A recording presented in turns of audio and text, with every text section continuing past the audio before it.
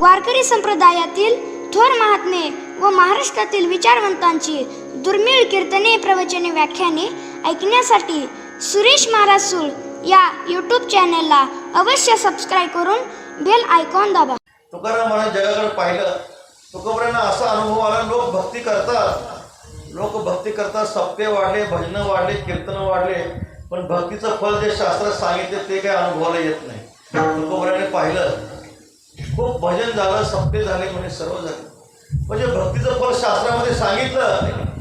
रात्रंदिवस माणसं भजन करतात, रात्रीचा दिवस करून भजन करतात, नवे ते विण्यासाठीच बांधले. तुकाराम महाराजांना अनुभवाला आलं, भक्तीचं फल का प्राप्त होत नाही. देवर्षी नारदांनी भक्तीचं फल सांगितलं. यल्ला ध्वात्मान सिद्धो भवती अमृतो भवती तृप्तो भवती यत् प्राप्येन किंचित वांछति न शोचति न द्वेष्टि न रमते नोत्साहे भवती यज्ञात्वा मत्तो भवती स्तब्धो भवती आत्मा रामो भवती. भक्तीचं फल देवर्षी नारद मुनी सांगतात. ज्या महान भगवत भक्ताच्या हृदयामध्ये भक्ती माता प्रकाशमान झाल्या, तो महात्मा तृप्त असतो. त्याला कशाची इच्छा नसते, कशाचा शोक करत नाही, कुणाचा द्वेष करत नाही, कुणाची आकांक्षा करत नाही. तो महात्मा सिद्ध असतो, तृप्त असतो. त्याने सदा चित्ता समाधान. त्या महात्म्याचं भगवत भक्ताचं समाधान बिघडत नाही. तुकाराम महाराजांनी देवा समाजाकडे पाहिलं. लोक भक्ती तर करतात, पण भक्तीचं फल मात्र काय अनुभवाला येत नाही. ज्या ते भक्तीचं फल अनुभवाला येत नाही, त्या ते भक्ती करत असताना कुठेतरी नेमकं चुकत असणार. हेची थोर भक्ती आवडते देवा, हेची थोर भक्ती आवडते देवा. संकल्पावे माया संसाराची, ठेवले अनंते तैसेची राहावे. चित्ती असू द्यावे समाधान. वाहिल्या उद्वेग दुःखाची केवळ, वाहिल्या उद्वेग दुःखाची केवळ. भोगणे ते फळ संचिताचे, ठेवले अनंते तैसेची राहावे. चित्ती असू द्यावे समाधान. तुका म्हणे घालू तयावरी भार, तुका म्हणे घालू तयावरी भार. वाहवा संसार देवा पायी, ठेवले अनंते तैसेची राहावे. चित्ती असू द्यावे समाधान. पांडुरंगा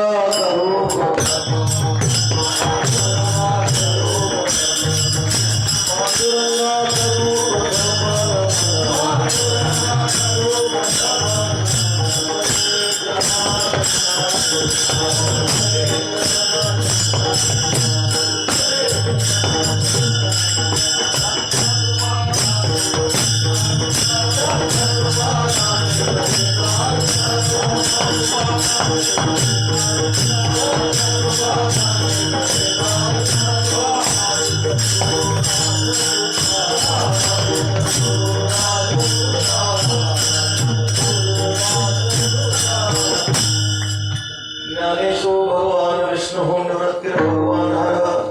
सोपानो भगवान ब्रह्म, मुक्ताख्या ब्रह्मचित्कला. नमो ज्ञानेश्वरा, नमो ज्ञानेश्वरा. निवृत्ती उदारा सोपान देवा. मुक्ताबाई नमो त्रिभुवन पावनी. आद्यत्रय जन देवाचे. नमो सद्गुरु तुभया ज्ञान दीपा. नमो सद्गुरु सच्चिदानंद रूपा. नमो सद्गुरु भक्त कल्याण मूर्ती. नमो सद्गुरु भास्करा पूर्ण कीर्ती. सेवेलागी सेवक झालो तुमच्या.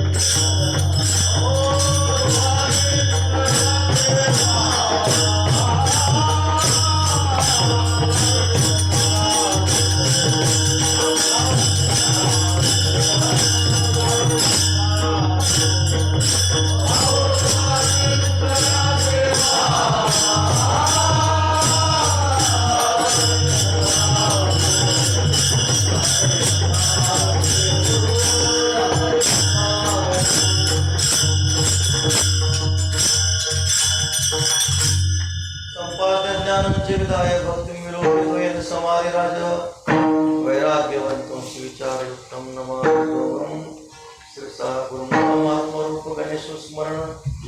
सकळ विद्यांचे अधिकरण तेचे बंधू श्री चरण श्री गुरूंचे दयाचे आठवे शब्द सृष्टी अंगवे स्वतः जगे जीवेसी वक्तृत्व बडपणे अमृताचे पारुखे मणी रसवती वळंगणे अक्षरासे भावाचे अवतरण अवतरवती खून हाताचले संपूर्ण तत्वबोध श्री गुरूंचे पायचे हृदय घेऊ सोने ठाय भाग्य होय उन्मेषासी ते नमस्कार मी आता विठ्ठल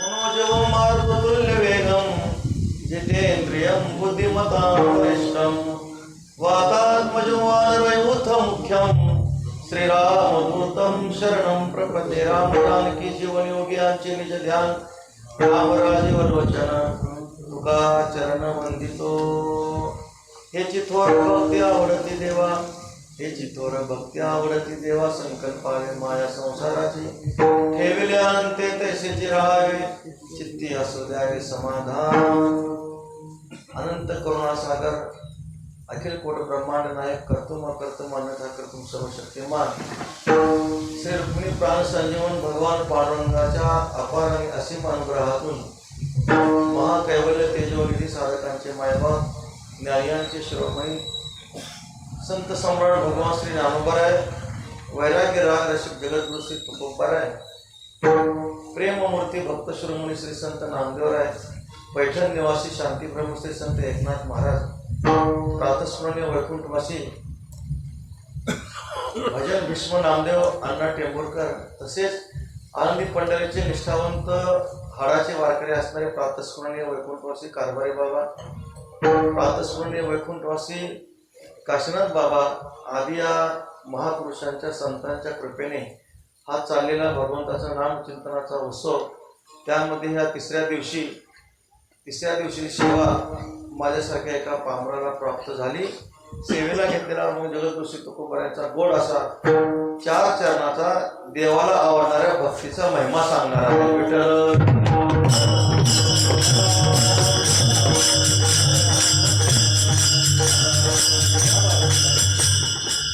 आपण जवळजवळ सगळ्यांच्या पाठातलंच आहे गोड असा तुकोबरायांचा नेहमी आपण भजनामध्ये हा अभंग म्हणत असतो तुकोबरे प्रस्तुत अभंगामधून देवाला आवडणाऱ्या भक्तीचं चिंतन आपल्या पुढे सांगतात आपण भक्ती करीत असतो पण भक्ती करीत असताना भक्ती आपण आपल्या मनाने करतो देवाला संतांना आवडणारी आपण भक्ती करत नाही आपल्याला मनाला वाटेल ते आपण भक्ती करत असतो म्हणून तुकाराम महाराज प्रस्तुत अभंगामधून परमात्म्याला प्रिय असणारी जी भक्ती आहे कारण परमात्म्याला आवडणारी भक्ती आपण केली पाहिजे आपल्या मनाला आवडणारी आपण भक्ती केली नाही पाहिजे तुकाराम महाराज जगाकडे पाहिलं तुकोबरायांना असा अनुभव आला लोक भक्ती करतात सप्ते वाढले भजनं वाढले कीर्तन वाढले पण भक्तीचं फल जे शास्त्रात सांगितले ते काही अनुभवाला येत नाही तुकोबरायांनी पाहिलं खूप भजन झालं सप्ते झाले म्हणजे सर्व झाले म्हणजे भक्तीचं फल शास्त्रामध्ये सांगितलं रात्रंदिवस माणसं भजन करतात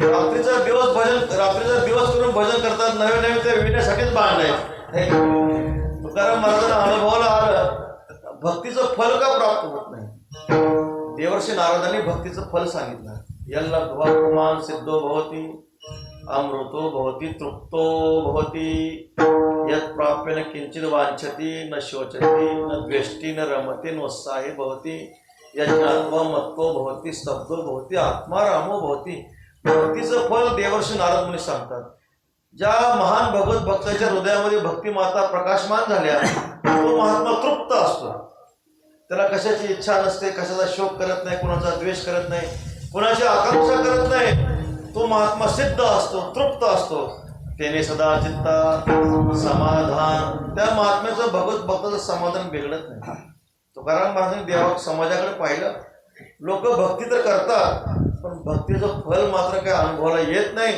ज्या ते भक्तीचं फल अनुभवाला येत नाही त्या ते भक्ती करत असताना कुठेतरी नेमकं चुकत असणार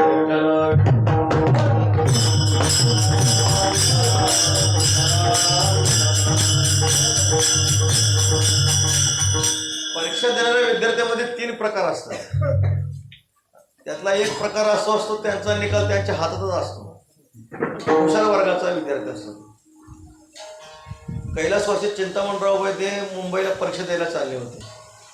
चाललेले असताना रेल्वेमध्ये मग मुलांची चर्चा सुरू झाली. पुण्याहून कुठं चालले ते मुंबईला चालले परीक्षा द्यायला. मग विद्यार्थ्यांमध्ये चर्चा सुरू झाली. म्हणले यंदाचं पदक कुणाला प्राप्त होणार आहे म्हटले, सुवर्ण पदक. चर्चा सुरू झाली. मग त्यावेळेस ते कैलासवासी चिंतामणराव वैद्य म्हणतात, अरे चर्चा कशाला करता म्हणले, ज्या ते परीक्षा द्यायला मी चाललोय ना ते पदक मलाच मिळणार आहे. विठ्ठल.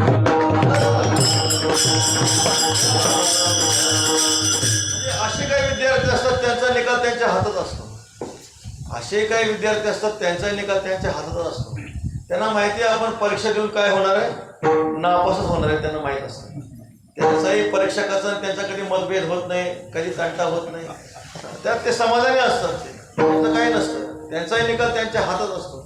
पण एक विद्यार्थ्याचा वर्ग असा असतो रात्रंदिवस अभ्यास करतात.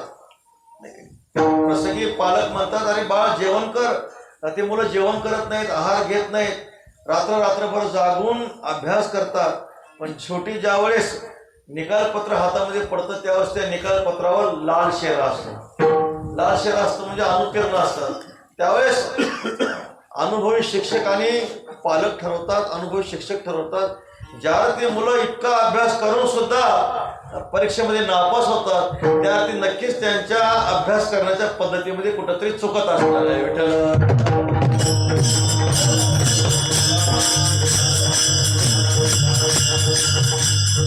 तुकाराम महाराज सुद्धा म्हणतात, लोक भक्ती करतात पण भक्तीचं फल ज्या अर्थी अनुभवाला येत नाही त्या अर्थी नक्कीच भक्ती करण्यामध्ये कुठंतरी दोष घडत असणार आहे. शास्त्रामध्ये असं चिंतन आलेलं आहे. शांतीब्रह्म एकनाथ महाराज सांगतात, मनुष्य आपल्याला आवडेल ती भक्ती करतो, देवाला आवडेल ते भक्ती करत नाही. नाथ महाराज गोड चिंतन केले. शिव्या तांब्याचे बावले केले, पाठ मांडून वरी बैसविले, गंध अक्षता झापुळले, मना आले ते नाम ठेवले, जनासे लागले वेळ. मनुष्य भक्ती करतो, भक्तीच्या नावावर काहीतरी उड्या मारतो. त्याला असं काय वाटतं, मी खूप मोठी भक्ती केली असं वाटतं. पण भक्ती करत असताना शास्त्रामध्ये असं म्हटले, देवाला आवडणारी भक्ती करणे. माऊली सांगतात, स्वामीच्या मनोभावांना चुकीचे हेची परमसेवा, तेगा पांडवा वाणिज्य करणे. खेडेगावातला मुलगा आणि पुण्यासारख्या शहरातली मुलगी दोघांचं लग्न झाल्यानंतर ते पुण्यासारख्या शहरातली मुलगी आपल्याला मालकाला म्हणते, महाराज मला खूप सुंदर चहा करता येतो. तो खेड्यातला मुलगा म्हणतो, बाई मला चहा लागत नाही, गाईचं निरसं दूध असलं तरी चालेल. आता मला सांगा, मालकाला आवडेल ती सेवा केली पाहिजे का आपल्याला आवडेल ती सेवा केली पाहिजे? मालकाला आवडेल ती आपण काय केली पाहिजे, सेवा केली पाहिजे.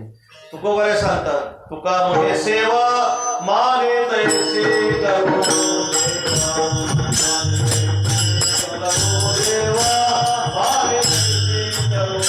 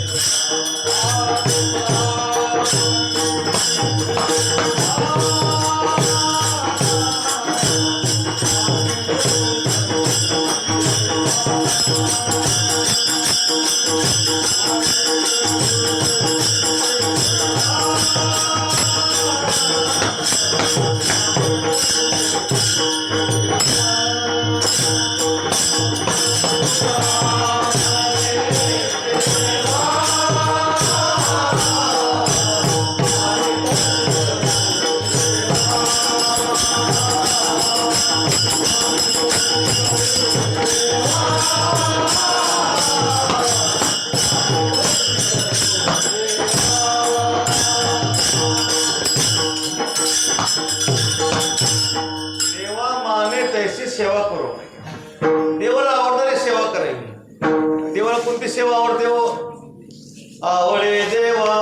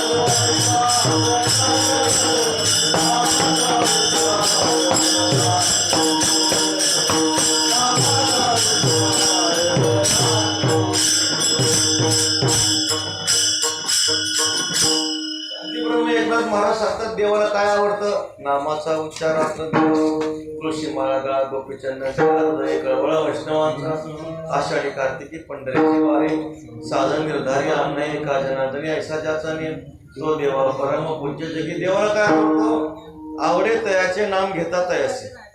त्याचं नाव घेते की देवाला खूप आवडतं मला. आणखी देवाला काय आवडतं?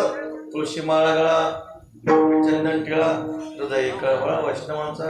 गळ्यामध्ये पवित्र तुळशीची माळा, कपाळाला गंध, वैष्णवाबद्दल अंतःकरणामध्ये प्रेम जिव्हाळा. पुढं काय आवडतं पांडुरंग परमात्म्याला? आषाढी कार्तिकी पंढरीची वारी. बस दुसरं देवाला काहीच आवडत नाही. एवढा जरी नियम आपण केला तो देवा परम पूज्य जगी. तो देवाला परम पूजनीय होतो. ऐका किती म्हणजे भगवंताला प्रिय असणारी गोष्ट जर कोणती असेल तर परमात्म्याचं नामचिंतन करणं हे परमात्म्याला खूप आवडतं महाराज. पण आपल्याकडून शक्य होत नाही. हातामध्ये माळ घेतली की कधी झोप लागते सांगता येत. एक दोन माळ हातामध्ये घेतली रामकृष्णारी म्हटलं लगेच माणसाला झोप लागते महाराज. नाही तर काही काही माणसं झोप लागावी म्हणूनच माळ घेतात. असा आपल्याला अनुभव येतो व्यवहारामध्ये. देवाला आवडणारी आपण साधना करावी, आपल्याला आवडणारी आपण साधना करू नये. देवाला पंढरीची वारी आवडते. पंढरीची वारी आहे माझे घरी आणि गणपती तीर्थव्रत व्रत एकादशी करीन गायन मुखीना हरिपाठ. आपण सगळे वारकरी आहोत. आपला नियम आहे वारकऱ्याचा हरिपाठ झालाच पाहिजे. काही काही वारकऱ्याचा 3 टाइम हरिपाठ. जसे ब्राह्मण संध्या करतात. ब्राह्मण जर तीन दिवस जर संध्या केली नाही त्याचा ब्राह्मण धर्म नष्ट होऊन जातो. तसं वारकऱ्याने जर 3 दिवस हरिपाठ नाही म्हटलं ना त्याचा वारकर धर्म नष्ट होऊन जातो.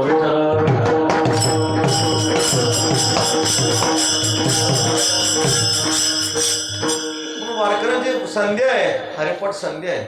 आपला नियम आहे ज्ञानेश्वरीचा आपण नित्यनेमानं अनुष्ठान करतो, गाथा वाचतो, एकनाथी भागवत वाचतो. गावामध्ये नेमानं भजन चालू आहे. किती भाग्य आहे विषय, किती देवाची कृपा आहे. नामामध्ये केशवराजा केला नेम, देवाची कृपा आहे. दररोज पांडुरंगाचं भजन आपला नियम आहे. ज्ञानेश्वरी वाचली पाहिजे, गाथा वाचला पाहिजे. हे अनुष्ठान आपण केलं भाव धरून या वाची ज्ञानेश्वरी कृपा करी हरी तयार वाचावी ज्ञानेश्वरी डोळा भावी पंढरी. आमचे गुरुवारी प्रातस्मरणीय वैकुंठवासी वारकरी संप्रदायातील थोर उपासक श्री गुरुवारी नतुसिंग बाबा सांगायचे, ज्याच्या घरी असेल ज्ञानेश्वरी गाथा त्याच्या चरणी ठेवावा माथा म्हणायचे. ज्याच्या घरात ज्ञानेश्वरी गाथा असेल बाबा पुढेही म्हणायचे, ज्याच्या घरी नसेल ज्ञानेश्वरी गाथा त्याला हाणाव्या 2 लाथा.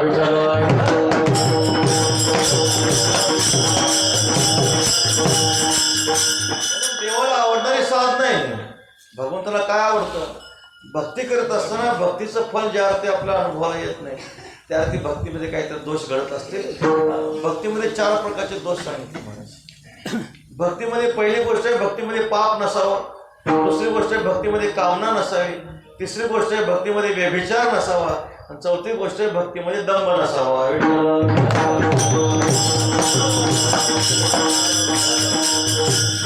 भक्तीमध्ये पाप नसावं. काही काही माणसं भजनही करतात आणि चोरी करतात. काही काही माणसं भजनही करतात आणि खोटंही बोलतात. काही काही माणसं भजन करतात आणि तंबाखू खातात. तंबाखू खाऊन भजन आवडत नाही बरं का देवाला. तंबाखू खाऊन भजन देवाला आवडत नाही. म्हणजे सांगण्याचं तात्पर्य जे आहे भजन करीत असताना सेवा करत असताना भक्तीमध्ये पाप नसलं पाहिजे. आपण भक्ती करतो आणि पापाचं आचरणही करतो ती भक्ती देवाला आवडत नाही माणूस. ती भक्ती देवाच्या चरणी सरत नाही, सरती होत नाही भक्ती. इंद्रियाशी नियम नाही मुखी राम म्हणून काय एक दोहा आहे, राम नाम तो सब कुछ कहे, ठक ठाकुर और चोर, जिस नाम से ध्रुव प्रल्हाद तरे वो नाम कुछ और, असं म्हणतात. सगळेच राम नाम म्हणतात, ठक ठाकुर और चोर सगळेच राम नाम म्हणतात. चोर सुद्धा चोरी करताना हर हर महादेव म्हणतो. ते काय पुण्य करतो? पुण्य नाही करतो. सांगण्याचं जे तात्पर्य आहे, भक्तीमध्ये पाप नसावं, संतांनी आपल्याला सांगितलं. बरोबर आहे. आमचे बाबा सांगत असतात, शांतीब्रह्म मारुती बाबा सांगत असतात, माणसं आळंदीला येतात. मग आळंदीला आल्यानंतर इंद्रायणीचं स्नान करतात. इंद्रायणीचं स्नान केल्यानंतर नियम आहे, गंगेचं स्नान झालं मग ज्ञानोबाचं दर्शन करावं. मग ज्ञानोबा दर्शनाला वर येत असताना घाटावरून मध्ये एक हॉटेल असतं. तो हॉटेलवाला नेमका काय करतो, गरम गरम वडे बाहेर काढतो. लोक म्हणतात आधी वडे खाऊन मग दर्शन करू म्हणतात. चालतं का महाराज तसं? नाही. ज्या साधनेसाठी आपण आळंदी क्षेत्रामध्ये आलो, पंढरी क्षेत्रामध्ये आलो, चंद्रभागे स्नान विधत्व हरिकथा समाधान चित्त. आधी गंगेचं चंद्रभागेचं स्नान झालं पाहिजे, क्षेत्र प्रदक्षिणा झाली पाहिजे, पंढरीरायाचं दर्शन झालं पाहिजे, कीर्तन ऐकलं पाहिजे, हा विधी सांगितला. पण आपण जर आळंदीमध्ये येऊन जर हॉटेलमध्ये भजे खात असो तर ते देवाला आवडेल का? नाही आवडणार देवाला. बरं, दर्शन बारीमध्ये मनुष्य लागतो. दर्शन बारीमध्ये मनुष्य लागल्यानंतर चांगली क्रिया आहे, पुण्याची क्रिया आहे. समोरचा मनुष्य ज्ञानोबाच्या समाधीवर मस्तक ठेवतो, मागचा माणूस हळूच काय करतो, त्याच्या खिशातलं पाकिट काढतो आणि आपल्या खिशात घालतो. विठ्ठल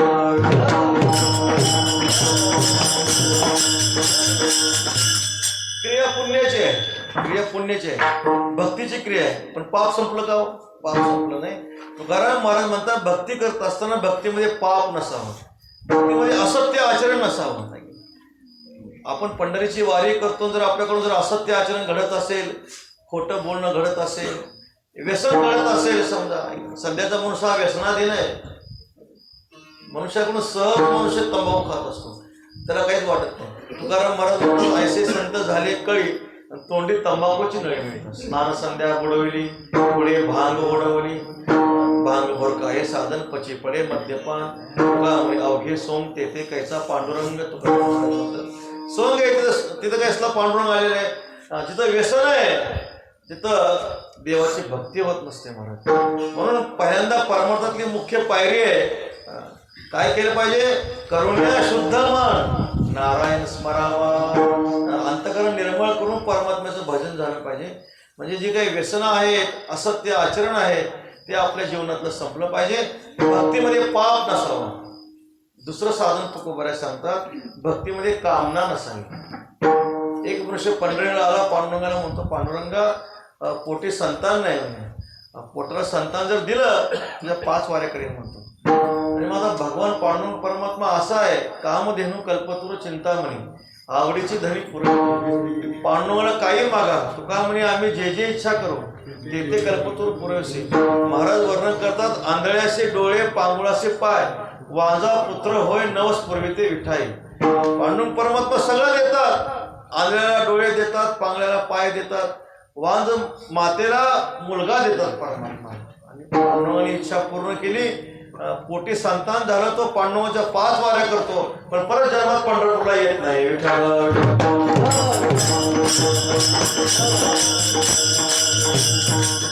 भक्तीमध्ये कामना नाही चालत.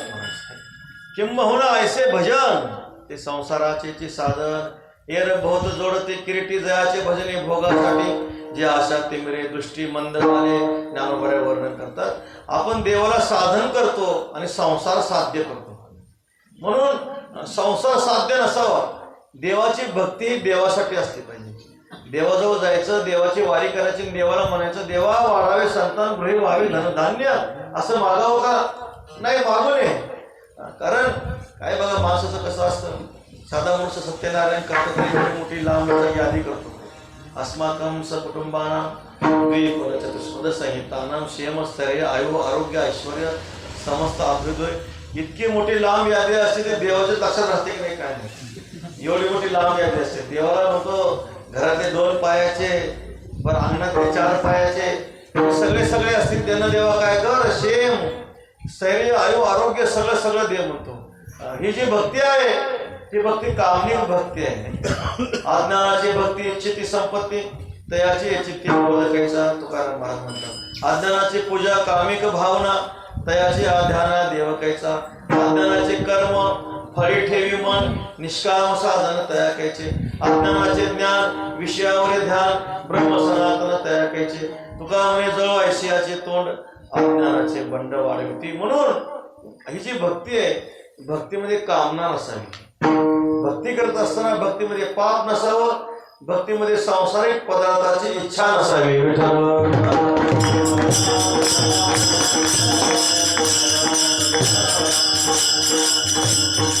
आपल्याला माहिती आहे संत शिरोमणी सेना महाराजांचं नाव तुम्ही ऐकलं असेल. सेना नागेजान विष्णुदास आपण टाकण्यामध्ये नेहमी अवगत म्हणतो. सेना महाराजांची पंढरीच्या वारीचा नेम होता. ते महिला पंढरीच्या वारीला यायचे, चंद्रभागेचं स्नान करायचे, पांडवाचं दर्शन करायचे, प्रदर्शन करायचे, भक्त श्रवणी नामदारांचे कीर्तन ऐकायचे. एकदा काय झालं, वारी भरल्यानंतर पुढच्या वारीला सगळ्या संतांमध्ये चर्चा सुरू झाली. म्हटली आज मागच्या वारीला सेना महाराज आलेच नाहीत म्हटले. त्याचं कारण असं होतं, चंद्रभागेमध्ये आंघोळ करत असताना सेना महाराजांना दगड दिसला, चांगला दगड दिसला. त्यांना वाटलं सेना महाराजांचा धंदा कोणता आहे आपल्याला माहिती आहे, दाढी डोकी करणं सेना महाराजांचा धंदा होता. त्यांना वाटलं आपल्या वस्त्राला जरा तेज आणण्यासाठी हा धोंडा चांगला दिसतो. आणि सेना महाराजांनी तो धोंडा चंद्रभागेचा धोंडा घेतला आणि आपल्या गावाला निघून गेले. गावाला निघून गेल्यानंतर पुढच्या वर्गाला सगळी संत मंडळी सभा झाली. सगळ्या संतांमध्ये चर्चा सुरू झाली की मागच्या वर्गात सेना महाराज आलेच नाहीत म्हटले. त्यावेळेस सेना महाराज सगळ्यांना सांगतात म्हटले आलो नाही असं कसं म्हणता म्हटलं, आम्ही मागच्या वर्गाला आलो होतो. वाटलं सर पांडुरंगाला विचारा तुम्ही. त्यास पांडुरंगाने सगळ्या संतांना सांगितलं सेना महाराज म्हटले तुम्ही मागच्या वरीला आले होते पण माझ्यासाठी नव्हते आले म्हटले, तो दगड न्यायला आले होते.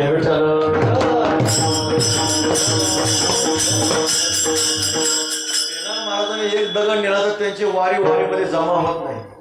आता आपली वारी कशी जमा होते बघा.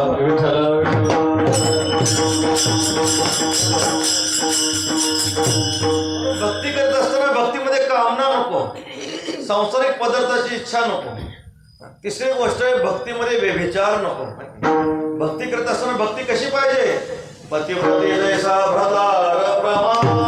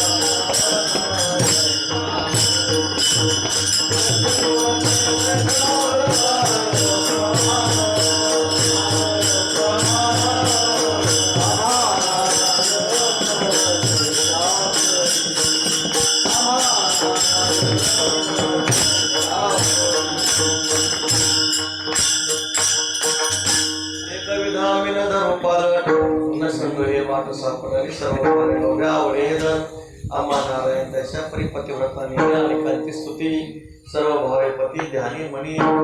जसा पतिव्रता स्त्रीला पती हा श्रेष्ठ असतो तसं आम्हा नारायण तशा परी आम्ही आम्हा भाविकांची जाती एकविधची श्रीपती. अलंकार युक्ती सर्व शक्यची ना. संत महात्मे पांडुरंगाशी किती अनन्य आहेत महाराज. कारण महाराज म्हणतात सांडुनिया हिरा कोणे वेचावे त्या गारा, सांडुनिया पंढरीराव कवनाते मनोदेव, बहुलाज वाटे चित्ता आणि का ते देव म्हणता. तुकोबराची निष्ठा किती होती पहा. तुकोबराच्या गात्यातले एक आवून तुम्हाला सांगतो महाराज. तुकोबरा सांगतात नवे जा खाई जो खाई माय राणी मे साबाई, बळ्या माझा पंढरीराव जोया देवांचा येते, रंडी चंडी शक्ती मध्ये मांस बक्षिती, भैरव खंडेराव रोटी सुटीसाठी देव, मनोबा विक्राळ लाडू मोदकांचा काळ, मुंजामे सासुरे हे तो कोणाले की गोरे, वेताळे वेताळे जो त्याचे कोण काय.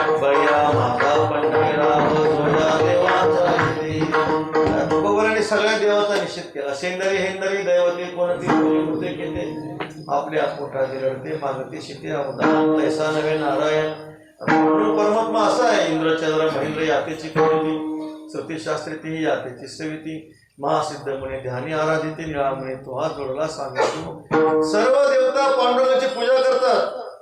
सर्व शास्त्र पांडुरंगाचं स्तवन करतात आणि सर्व ऋषी मुनी संत महात्मे पांडुरंगाचं ध्यान करतात. म्हणे जाते संकाल ध्यान असं आमचा पांडुरंग परमात्मा. तुम्ही आम्ही भक्ती करतो. आपली भक्ती अज्ञान स्वरूपातली भक्ती असते. त्यातलं सांगण्याचं तात्पर्य एवढंच आहे की आपल्या उपास्य देवताचं यथार्थ ज्ञान पाहिजे. आपली भक्ती कशी असते. एखाद्या देवाची उपासना केली काय फळाची इच्छा केली आणि त्या देवताकडून ते फळ नाही मिळालं की दुसऱ्या देवाकडे जातो म्हणतो पहिल्या देवात काय राम नाही म्हणतो. चालतं का तसं. तसं नाही चालत. ज्ञानोबा गोड वर्णन करतात. चौथं पाहे गणेशाची होय 1400 म्हणे तुझाच हो दुर्गे नित्य नैमित्तिके कर्मे साडी मग वैसे नवचंडी आदित्य वारी वाडी भैरव पात्रे पाठी सोमवार पावे बेलेसी लिंगा धावे ऐसा एकलाची आगवे जोगावे ऐसा अखंड भजन करे उगा नसे शनभरी आगवेनी गावद्वारी आहे जैसी नानोबऱ्यावर. चतुर्थी आली की गणपतीकडे जातो. चतुर्दशी आली की देवीकडे जातो. मंगळवार आला की देवीकडे जातो. रविवार आला की खंडेरायाकडे जातो. सोमवार आला की बेल घेतो आणि महादेवाच्या मंदिरामध्ये जातो. असं अखंड भजन करे उगा नसे क्षणभरे आगवेनी गावद्वारे आहे जैसे. सांगण्याचं यातलं तात्पर्य असं आहे की आपल्या उपास्य देवतेचे यथार्थ ज्ञान पाहिजे. परमात्मा सर्वांमध्येच आहे. काय देवीमध्ये काय खंडोमध्ये काय देव नाही का. सर्वत्र पांडुरंग परमात्माच आहे. आपण त्या देवाचं यथार्थ ज्ञान पाहिजे. माझा पांडुरंगच सगळ्यामध्ये असं वाटलं पाहिजे आपण. ऐक नाही आपला पांडुरंग परमात्मा कारण ब्रह्म पांडुरंग परमात्मा. आपल्या हिंदू धर्मामध्ये 5 देवताची उपासना सांगितली. एक भगवान शंकराची, भगवान विष्णूची, आदिशक्ती जगदंबा मातेची, भगवान गणेशाची आणि भगवान सूर्यनारायणाची. विठ्ठल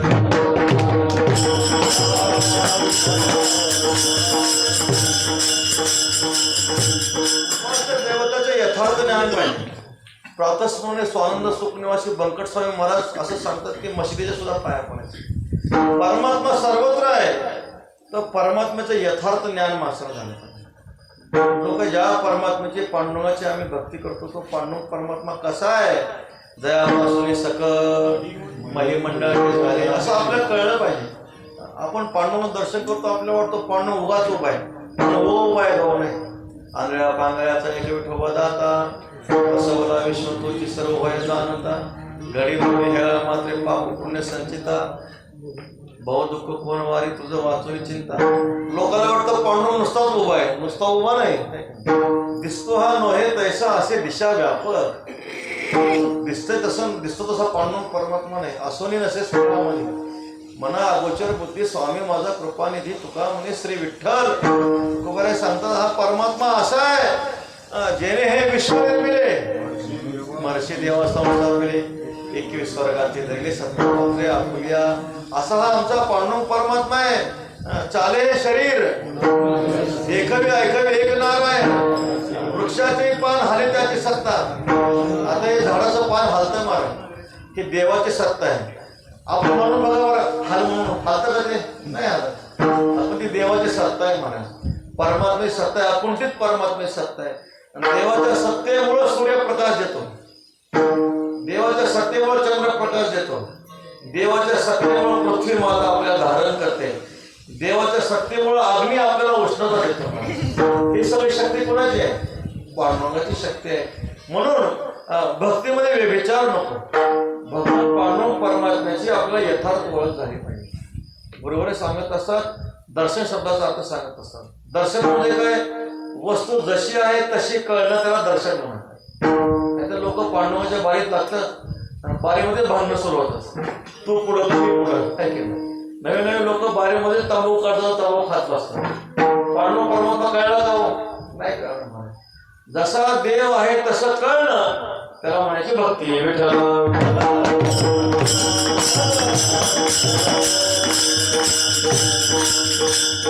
देव कसा आहे आनंद अद्वय नित्य निरामय. एका योगियाचे ते समचरण साधे पहा अभिमानगिरी विठ्ठल रूप. देवाचं यथार्थ ज्ञान झालं पाहिजे. देवाचं यथार्थ ज्ञान सांगतात आहे. पहा ते पांडव अखंड वनवासी परित्याग देवाशी आठवले. पांडवांचं सगळं आयुष्य वनवासात गेलं महाराज, पण देवाला विसरले का? नाही विसरले. का विसरले नाही? देवाचं यथार्थ ज्ञानाची ओळख झाली. आपल्या जीवनात काही प्रतिकूल गोष्टी घडल्या की आपली भक्ती घडते का? नाही घडत भक्ती आपली. आपल्या भक्तीमध्ये कमी जास्त पण आहे तुम्हाला. प्रल्हादासी पिता करीतो जासनी परिमुनी नारायण सुदामा ब्राह्मण दरिद्रे पिढीला. सुदामा ब्राह्मण अखंड दरिद्रे देवाला विसरले का हो? आणि आपल्या जीवनामध्ये थोडंफार कमी जास्त झालं तर आपण देवाला म्हणतो, देवा तुझी एवढी सेवा करतो, एवढी वारी करतो, एवढं भजन करतो, असं का व्हावं म्हणतो. पण देव कळला का आपल्याला? नाही कळलं. सांगण्याचं तात्पर्य हे आहे, भक्तीमध्ये विचार नसावा. भक्तीमध्ये आपल्या उपासित देवताचं यथार्थ ज्ञान असलं पाहिजे. आणि चौथी गोष्ट आहे, भक्तीमध्ये दंभ नसला पाहिजे. सगळ्यात महत्वाची गोष्ट आहे. एक वेळ माणसाकडून पाप सुटून जाईल, कामना सुटून जाईल, व्यभिचारी सुटून जाईल, पण दंभ सुटणार नाही महाराज. परमार्थात घातक जर काय असेल तर दंभ आहे. दंभाचं चिंतन करताना भागवतामध्ये नाथ महाराज गोड चिंतन केले. कर्माचा दंभ आहे, उपासनेचा दंभ आहे, ज्ञानाचा दंभ आहे, निस्पृहतेचा सुद्धा दंभ असतो महाराज. भागवतामध्ये बरोबर बाबा आमचे खूप गोड सांगायचे. काय काय माणसं म्हणतात दक्षिणा दिली, हम तो छेते नाही म्हणतात, हम तो काय छेते नाही म्हणतात. मग काय करा, किशा टाका म्हणतात.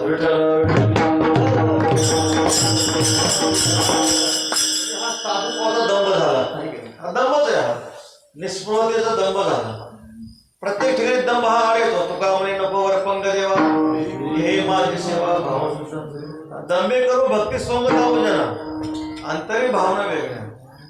दंभाने आपण भक्ती करू. लोकांचं असं असतं म्हणा, लोक समोरून आले रे आले, लोक हातामध्ये माळ घेतात, रामकृष्ण हरी रामकृष्ण हरी रामकृष्ण. लोक गेले रे गेले, वळकुडी टाकून झोपतात असं आहे माझं. म्हणून लोकांना आवडणारी भक्ती नसावी, देवाला आवडणारी भक्ती असावी. लोकांना काय महाराज, आपण लोकमान्य भक्ती करतो, देवमान्य आपली भक्ती असावी. लोक आता स्तुती करतात, नंतर निंदा करतात. लोकमान्य आपली भक्ती नसावी, पांडुरंग परमात्म्याला आवडणारी भक्ती असेल. आता माऊलीचा सोहळा आला, माऊली सोहळ्यात आपला अनुभव येतो महाराज. गाव जवळ आलं रे आलं, मग काय आनंद असतो वारकऱ्यामध्ये, आहे की नाही? मग गायनाचे वडे आपल्या नाही लोकांचे छंदे. गाव जवळ आले की लोक पाहून नाही, माऊली माऊली काय पाहुणे खेळतात, काय उड्या मारतात. आणि गाव गेल्याला गेलं, विनयगिरी बाबाने म्हणावं लागतं टाळ वाजवा. कुणी टाळ वाजवत नाही, मोकळं चालतात सगळे माणूस, आपल्याला अनुभव नाही. म्हणून तुकाराम महाराज म्हणतात, आपली भक्तीमध्ये दंभ नसावा, देवमान्य भक्ती असावी, लोकमान्य भक्ती नसावी. लोकांना वाटतं ठीक आहे तेवढ्या पुरतं, पण आपली भक्ती पांडुरंग परमात्म्याला प्रिय असावी. पांडुरंगाला आपली भक्ती आवडली पाहिजे. संतांची भक्ती देवाला आवडते. संतांनी जी भक्ती केली ती भक्ती पांडुरंग परमात्म्याला आवडते. म्हणून भक्तीमध्ये दंभ नसावा, भक्तीमध्ये कामना नसावी, भक्तीमध्ये विचार नसावा, भक्तीमध्ये पाप नसावं. अशा 4 दोषांनी रहित जी भक्ती आहे ती भक्ती देवाला आवडते.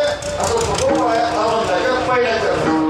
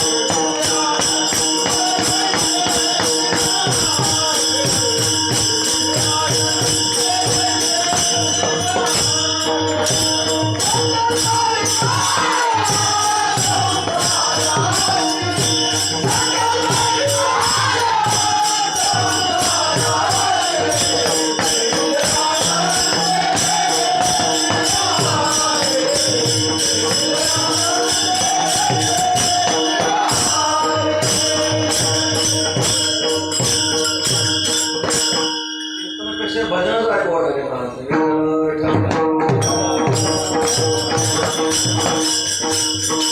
त्याची थोर भक्ती आवडती देवा संकल्पावी माया संसाराशी श्री तुकोबराय सांगतात.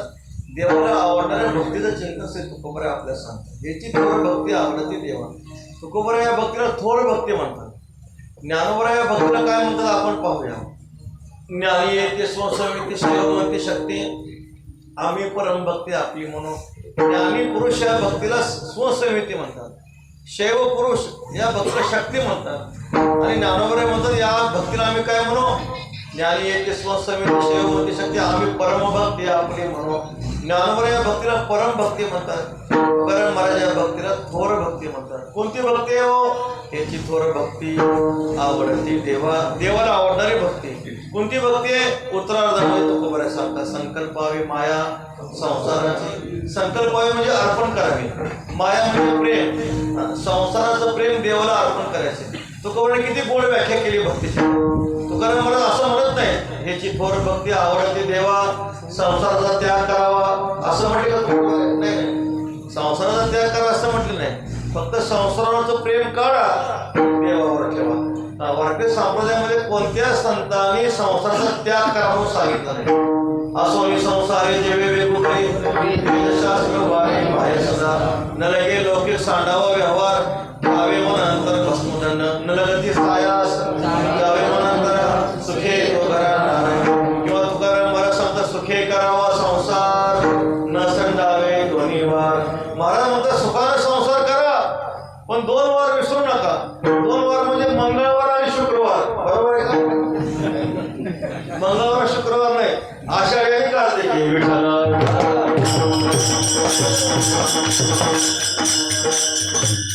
ह्या 2 वाऱ्या केल्या रे केल्या वर्षभर बॅटरी चार्जिंग होते.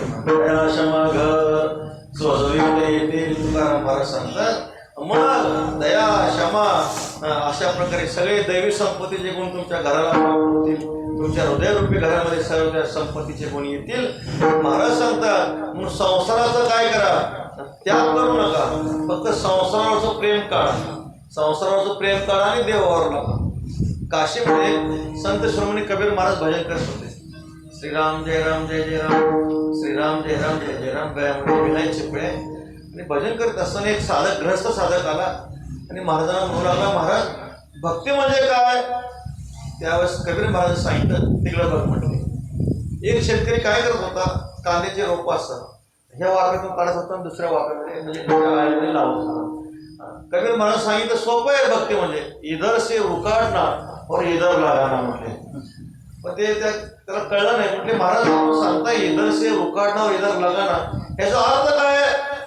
कबीर महाराज सांगितलं म्हटले बाळ संसाराचं प्रेम काढायचं आणि देवावर लावायचं. विठ्ठल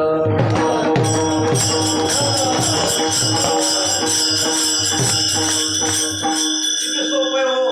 अत्यंत सोपं आहे. संसारावरचं प्रेम काढायचं आणि देवावर लावायचं. संसारामध्येच राहायचं. संसारामध्ये राहून संसारावरचं प्रेम देवावर लावायचं. गीतेमध्ये 2 शब्द आलेले आहेत. एक असक्त आणि दुसरा आसक्त. आसक्त शब्दाचा अर्थ आहे चिकटलेला आणि असक्त शब्दाचा अर्थ आहे असंग. अशा प्रकारे अलिप्त अशा प्रकारचा जो आहे नारळ, दोन प्रकारचे नारळ असतात. एक ओला नारळ असतो आणि एक गुडगुडा नारळ असतो. गुडगुडा नारळ हा कवटीशी अलिप्त असतो आणि ओला नारळ हा कवटीला चिटकलेला असतो. तो ओला नारळ जर आपण फोडला तो तुकडे तुकडे होतात पण कवटीला सोडत नाही महाराज. जो गुडगुडा नारळ असतो तो जर फोडला बरोबर त्याची वाटी, नारळाची वाटी बाहेर येते.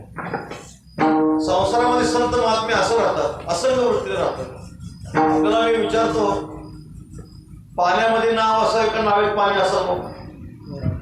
पाण्यामध्ये नाव असावे, नावेत पाणी नको. नावेत पाणी आलं तर काय होणार आहे? बुडल्याशिवाय राहणार नाही. तसं संसारात आपण असावं का आपल्यामध्ये संसार असावा? संसारात आपण असावं, आपल्यामध्ये संसार नसावा.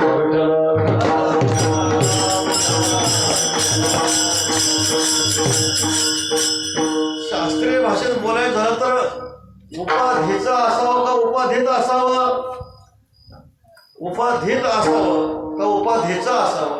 तर मनुष्याने उपाधीत असलं पाहिजे, उपाधीचं नसलं पाहिजे, चिटकलेलं नसलं पाहिजे.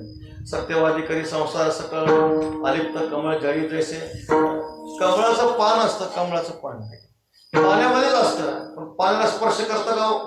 पाण्याला स्पर्श करत नाही. तसे संत महात्मे संसारामध्ये असतात पण त्यांचा संसाराला स्पर्श होत नाही. अलिप्त संत महात्मे राहत असतात. महाराज सांगतात, संकल्पावी माया संसाराचे. संसारावरचं प्रेम करायचं आणि देवावर प्रेम लावायचं. ते महात्मे संसाराविषयी किती उदास असतात. असं किरण विश्वंग भगवान परमात्मा 13व्या अध्यायामध्ये सांगतात, तरी देहावरी उदास ऐशिया परी ओखिता जैसा बिडारी बैसविला आहे. ते महात्मे देहाविषयी उदास असतात, घराविषयी उदास असतात, कुटुंबाविषयी उदास असतात, मुलाबाळाविषयी उदास असतात, म्हणजे अनासक्त असतात. तसं आपल्याला कुटुंब घर असतं तर संतांनाही कुटुंब घर असतंच असतं का? संतांनाही घर आहे, संतांनाही देह आहे, संतांनाही कुटुंब आहे. संत महात्मे कसे असतात? त्यांच्यापासून उदास असतात. सामान्य जीवाचं घरावर किती प्रेम असतं ज्ञानोबराय वर्णन करतात. केला बेडू कुंडी मशक गुंतला शेंबुडी ढोरू सबोड बुडी रुतला पंकी. एकदा बेडू खाली कुंडामध्ये गेला तर तो वर येत नाही. चिलट जर शेंबडामध्ये गुंतला गेला तर तो बाहेर निघत नाही. ढोरू सबोड बुडी रुतला पंकी. एखादी जनावर आहे, म्हैस आहे, त्या चिखलामध्ये दलदलीमध्ये त्या रेंदण्यामध्ये गेली ते बाहेर येते का? नाही. तिला वाटतं बस आता निश्चिंतीने पाहून विसावून वाटतं नाही त्या म्हशीला. तसं माणसाला वर्णन करताना घर कोंबडी माणसं म्हणलेली आहे. म्हणजे माणसं मारतात पण घर सोडत नाही. तैसे घरी मुली निघणे नाही जीविते मरणे जय असा कोणी असणे भाटीते. माणसं जिवंतपणे तर घरातून बाहेर निघतच नाहीत, पण मेल्यानंतर परत घरामध्ये साप म्हणून राहतात.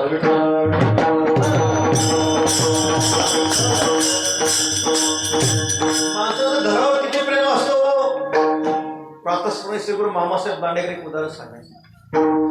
पूर्वी काळामध्ये श्री गुरु मामासाहेब दांडेकर कीर्तन झाल्यानंतर एका घरी गेल्यानंतर कोट होता. कोट अडकावा म्हटलं पण घराला काही खुंटे वगैरे नव्हते. श्री गुरु मामासाहेबांनी काय केलं, हातामध्ये खिळा घेतला आणि त्या भिंतीला खिळा ठोकू लागले. घराचा मालक येतो आणि श्री गुरु मामासाहेबांना म्हणतो, म्हटले मामासाहेब तुम्ही भिंतीला खिळा ठोकत नाही म्हणजे तुम्ही माझ्या हृदयाला खिळा ठोकता. भिंतीवर खिळा ठोकला तर काय वाटतं? हृदयाला खिळा ठोकला असं वाटतं. म्हणजे भिंतीवर किती प्रेम असतं विचार करा.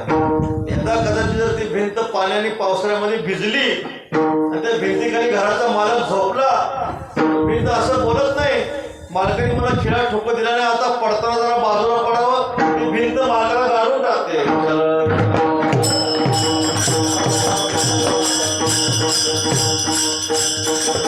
सामान्य जीवाचं प्रेम किती असतं पहा. आपण ज्ञानोबराच्या सोहळ्यामध्ये चालतो महाराज. दुपारी जेवण झाल्यानंतर एखाद्या झाडाखाली आपण विसावा घेतो.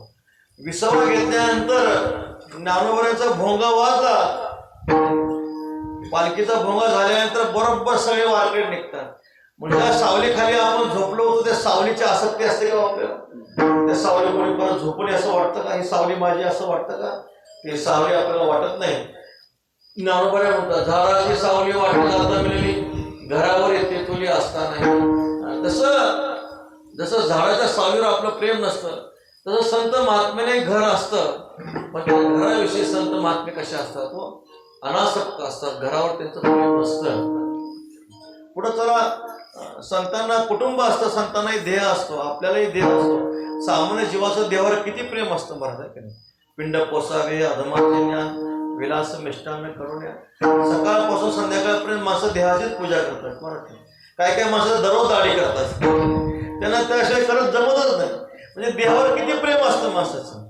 मग संत महात्मे देवावर प्रेम करतात का? संत महात्मे देवावर प्रेम करत नाही. त्यांना कळून आलेलं आहे संत महात्मे देवावर का प्रेम करत नाही. त्याचं कारण आहे संतांना देहाचं स्वरूप कळालं. एक बैरागी होते, बैरागी गावामध्ये आले आणि आल्यानंतर भिक्षा मागू लागले. मधुकरी शब्दाचा उच्चार केल्यानंतर ते माता माऊली घरामध्ये स्वयंपाक करत होत्या. स्वयंपाक करीत असताना घराच्या दरवाजासमोर अंगणामध्ये चांदीचा पैसा पडला होता. त्या बैराग्याने पाहिलं अंगणामध्ये लहान मूळ खेळत होतं. त्या लहान मुलाला काही कळत नव्हतं. आईसाहेब घरातल्या मालकीन तर घरामध्ये आहेत, समोर चांदीचा पैसा पडलेला आहे, भिक्षा मागतोय.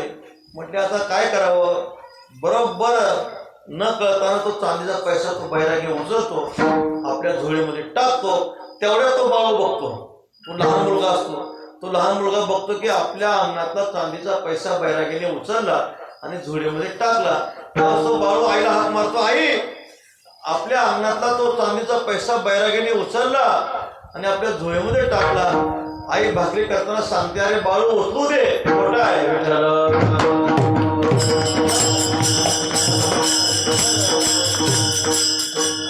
खोटा असा उच्चार केल्याबरोबर तो बैरागी चांदीचा पैसा झोळीत ठेवतो का हो?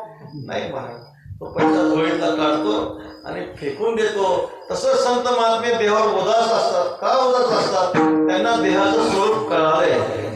पिंड हा वसुना आईला पाजाचा शेकी लागे जाता त्याशी देणे.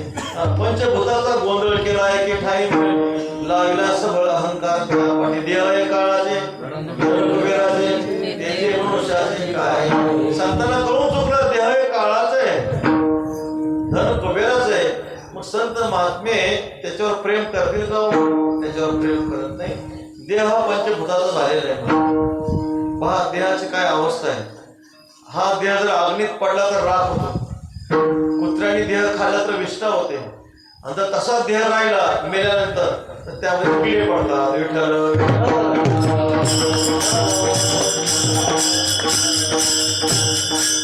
असा देहाचा परिणाम आहे. म्हणून संत महात्मे देहावर प्रेम करत नाही. सावली सरीसीच असे पण असे हे नेले तैसे स्त्रियेचे तैसे लोक नाही. तसं आपल्याला कुटुंब असतं, तसं संतांनाही कुटुंब असतं. तुकोबऱ्यांच्या गाथ्यामध्ये संसारासक्त पुरुषाचं वर्णन केलेलं आहे तुकाराम महाराजांनी. तुकोबऱ्यांच्या गाथ्यामध्ये 2-3 अभंग आहेत. आपण घरी गेल्यानंतर बघा. त्यातला पहिला अभंग आहे, भ्रताराशी भार्या बोले गुज गोष्टी मज ऐशी कष्टी नाही तुझी. ती पत्नी आपल्या मालकाला म्हणते, म्हटले महाराज दिवसभर काम तुम्ही करता, जोडी तसं तुम्ही खाती येल चोरे, माझी तो पोरे हळहळती, तुम्ही काम धंदा करता, पण आपली पोरं उपाशी राहतात, दुसरी पोरं म्हणले मजा मारतात. म्हटले काय करायचं म्हणले, तुमची व्याली माझी डोईव पेटे सदा दुष्ट बोली सोसले ना. तुम्हाला जन्म देणारे माता म्हटले सदा मला त्रास देते, दुष्ट वृत्ती नंदोली सदा द्वेष करी, नांदो मी संसारी कोण्यास होते. ती म्हणते ननंद सदा माझा द्वेष करते. म्हटले आता तुम्हाला सांगते पहा म्हणे, जर तुम्ही वेगळे निघता संसार करीन नाही तर हे प्राण देते. आता काय बाई म्हणते, जर तुम्ही वेगळे निघत असाल तर मी संसार करतो. तुकाराम महाराज म्हणतात असा हा अंकित झालेला मनुष्य, स्त्रीच्या आधीन झालेला मनुष्य तो बाई म्हणतो तसं करू नको. सकाळी उठून वेगळा निघेल वाहतो तुझी अंग निश्चयाची. शपथ घेऊन तुला सांगतो की सकाळ झाली की मग मी काय करेन, उठून बोललेलं होईल. वेगळं निघल्यानंतर मग तुला साडी अलंकार वगैरे सगळे घेईन. तुकाराम महाराज म्हणतात तुका म्हणे केला रांडेने गाढव मनास वेधाव घेतलीसे. म्हणजे स्त्रीच्या आधीन झालेल्या पुरुषाचं वर्णन तुकाराम महाराज करतात. चित्ताराधी स्त्रियेचे निच्छंदे नाचे मातृयाचे जैसे होय महाराज वर्णन करतात. असा मनुष्य इतका संसारामध्ये आसक्त झालेला असतो. आणखी गाथ्यामध्ये आपण तुकाराम महाराज वर्णन करतात, सुखे वळंब दावी गोहा माझे दुःख नेणार पहा, आवडीचा मारला वेडा होय होय कैसा मने भेडा. ती पत्नी आपल्याला मालकाला म्हणते महाराज मला सतत पोटाचा त्रास आहे. म्हटले डॉक्टराकडे गेल्यानंतर डॉक्टरांनी काय सांगितलंय, दूध भात साखर तूप पथ्या. मला पथ्याला दूध भात साखर सांगितले. ठीक आहे म्हणे, ठीक आहे साखर दूध भात खात जा म्हटले. मग आणखी काय सांगितले, गेले वारी तुम्ही आणली साखर, 7 दिवस गेली 10.5 शेर म्हटले. तुम्ही साखर आणली पण 7 दिवसात संपून गेली म्हटले. साखर डॉक्टरने मला सांगितले तूप खायला पाहिजे, दूध खायला पाहिजे, भात खायला पाहिजे. हाड गळवणे आले मांस, माझे दुःख तुम्हाला नेहमी कैसे. ती बाई म्हटली हाड गळालं माझं, आता मांस आले, माझं दुःख तुम्हाला कळत कसं नाही. तर हाड गळून मांस आले तरी चांगलं आहे का वाईट आहे. पण तो जो काय ती बाई असते आपल्या मालकाला कसं फसवते त्याचं वर्णन तुकाराम महाराज प्रस्तुत अभंगामध्ये करतात. तुकाराम म्हणे जिता गाढव केला मेल्यावरी नाका नेला. अशी अवस्था आहे धिगजीने तो बायले आधी परलोक मान नाही दोन्ही. संसार सत्य पुरुष स्त्रीच्या किती अधीन झालेला असतो त्याचं वर्णन केले. संतान स्त्री असते पण त्या स्त्रीवर प्रेम असतं का नसतं महाराज. सावली सरेशीस असे परी असे जैसे स्त्रियेचे तैसे लोलुपे नाही. तुकाराम महाराज वर्णन करतात. आपली सावली आपल्या बरोबर असते पण त्या आपल्या सावलीचं आपल्याला भान असतं का नसतं. तसं ते संत महात्मे असतात, संतांचं स्त्रीवर प्रेम नसतं. आपल्या कबीर महाराजांचं उदाहरण सांगतो. काशी क्षेत्रामध्ये संत शिरोमणी कबीर महाराजांच्या घरी संतांची दिंडी आली. दिंडी आल्यानंतर घरामध्ये तर दारिद्र्य होतं, जेवायला काहीच नव्हतं. कबीर महाराजांनी आपल्या पत्नीला सांगितलं, म्हटले देवी काही करा, वाण्याच्या घरी जा आणि शिदा सामोरी घेऊन या, आपल्या काय करायचंय वारकऱ्याला जीव घालायचे म्हटले. आणि मग ते आईसाहेब जातात, दादाला सांगतात वाणी दादा वारकरी आलेले, थोडं गहू डाळ तूप वगैरे द्या म्हणे आम्हाला. त्यावेळेस ते दुष्ट बुद्धीचा वाणी म्हणतो मी तुम्हाला देईन म्हटले, पण माझ्या मनामध्ये जी इच्छा आहे ती पूर्ण केली पाहिजे.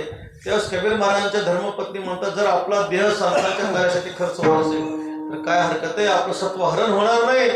आणि ठीक आहे म्हणे, शब्द दिला जातो, स्वयंपाक केला जातो, सुंदर प्रकारे वारकरी जेवण करतात, वारकरी झोपतात. वारकरी झोपल्यानंतर कबीर महाराजांच्या धर्मपत्नी कबीर महाराजांना सांगतात, म्हटले महाराज असं असं माझ्याकडून मी बोलले म्हटले. त्यावेळेस कबीर महाराज म्हणतात बाई किती मोठं तुझं भाग्य आहे म्हणे, संतांच्या सेवेसाठी तुझं शरीर खर्ची पडतंय. आनंद झाला कबीर महाराजांना पहा. आणि मग अशा प्रसंगाला काय केलं जातं, बाहेर पाऊस चालू असतो. पाऊस चालू असल्यामुळे कबीर महाराज म्हणतात देवी आता पाय तुमचे चिखलामध्ये पाय भरतील. म्हटले माझ्या खांद्यावर बसा, तुम्हाला मी त्या वाणीदादाच्या घरी नेऊन सोडतो. कबीर महाराज आपल्या धर्मपत्नीला आपल्या खांद्यावर घेतात, वाणीदादाच्या घरी नेऊन सोडतात. कबीर महाराज निघून जातात. तो वाणीदादा येतो आणि आईसाहेबांच्या चरणाकडे पाहतो. आईसाहेबांच्या चरणाकडे पाहिल्यानंतर पाय ओले दिसत नाही, चिकट लागले दिसत नाही. तेव्हा तो वाणीदादा म्हणतो, म्हटले देवी तुमच्या पायाला चिखल नाही. तेव्हा कबीर महाराजांच्या पत्नी सांगतात, म्हटले महाराज माझ्या मालकाने मला इथं आणून सोडले.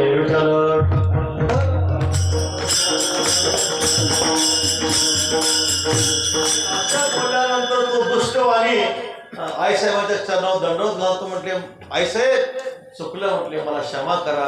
ह्याची थोर भक्ती आवडते देवा, संकल्प आहे माझ्या संसाराची. संतांनाही मुलं बाळा असतात पण त्या मुलं बाळाविषयी प्रेम नसतं. ज्ञानोबांनी उदाहरण दिले, पावसाळ्यामध्ये झाडाखाली गुरं बसतात. पावसाची झळ चालू असते तोपर्यंत ती गुरं झाडाखाली बसतात. पावसाची झळ संपली की गुरं ढोरं निघून जातात. मग त्या झाडाला असं वाटतं की गुरं माझे वाटतं का नाही वाटत, गुरं निघून जातात. झाडाला त्या गुराविषयी काही प्रेम नसतं. आपल्या वारकरी संप्रदायामध्ये संत शिरोमणी कान्होबा पाठक नावाचे संत म्हणून गेले. केंद्र पाबळ नावाचं गाव आहे पुणे जिल्ह्यामध्ये. तिथं त्यांची संजीव समाधी आहे. पहा काय झालं, एक शास्त्री बुवा संतांचं दर्शन व्हावं म्हणून काशीला गेले. काशीला गेल्यानंतर विश्वनाथाने स्वप्नामध्ये सांगितलं, म्हटले महाराज महाराष्ट्र सोडून तुम्ही काशीला कशाला आले. म्हटले महाराष्ट्रामध्येच पुणे जिल्ह्यामध्ये केंद्र पावळ नावाचं गाव आहे. तिथं संत कान्होबा महाराज पाठक राहतात. ते खूप मोठे सिद्ध महात्मा आहेत म्हटले, संत आहेत. मग ते गाव विचारित महाराष्ट्रामध्ये आले, पुणे जिल्ह्यामध्ये आले, केंद्र पाबळ गावामध्ये आले. आणि गावातल्या लोकांनी विचारलं कान्होबा महाराजांचं घर कुठं आहे. त्यांनी सांगितलं पहा म्हणे ते समोर बसलेत ना तेच कान्होबा महाराज आहेत. त्यांनी असं दृश्य पाहिलं की कान्होबा महाराजांच्या अंगावर 2-3 मुलं लहान लहान मुलं होती. कान्होबा महाराज संत कान्होबा पाठक महाराज कुणाच्या मुलाच्या गालावर हात फिरवत होते, कुणाचा शेंगूड काढत होते, कुणाशी गोडगोड गोडगोड बोलत होते. तो शास्त्री बुवा आला, त्याला वाटलं म्हटले हे साधू का. म्हटले हे तर सगळे ओरिजिनल संसार दिसतात. म्हटले त्यांच्या अंगावर लहान मुलं खेळतात काय, कुणाचं शेंबूड काढतात काय, कुणाचे केस विंचरतात काय, ह्यांना काय साधू म्हणायचं का. आणि मग ते साधू शास्त्री बुवा पाठीमागं जाऊ लागले. त्या कान्होबा महाराज सांगतात, म्हटले का चालले? आलो होतो तुम्ही साधू आहेत म्हणून, तुमच्याकडे साधुत्वाचं काही लक्षण दिसलं नाही. म्हटले का दिसलं नाही? सगळे मुलं बाळ तुमच्या अंगावर खेळत होते. तेव्हा वाटतं साधू म्हणजे काय असेल, दाढी वाढलेली असेल, जटा वाढलेली असेल, 2-4 रुद्राक्षाच्या माळा असतील, मोठा गंध असेल, भस्म असेल, असं काहीतरी त्याला त्याची धारणा होती, भगवं वस्त्र असेल, काहीतरी असं असेल त्याला वाटलं. म्हटले ठीक आहे, माझ्या साधुत्वामध्ये माझ्या संतत्वामध्ये जर हे मुलं येत असतील तर काय केलं? कान्होबा महाराज ती मुलं घेतली, समोर एक आड होतं, त्या आडामध्ये नेऊन टाकली.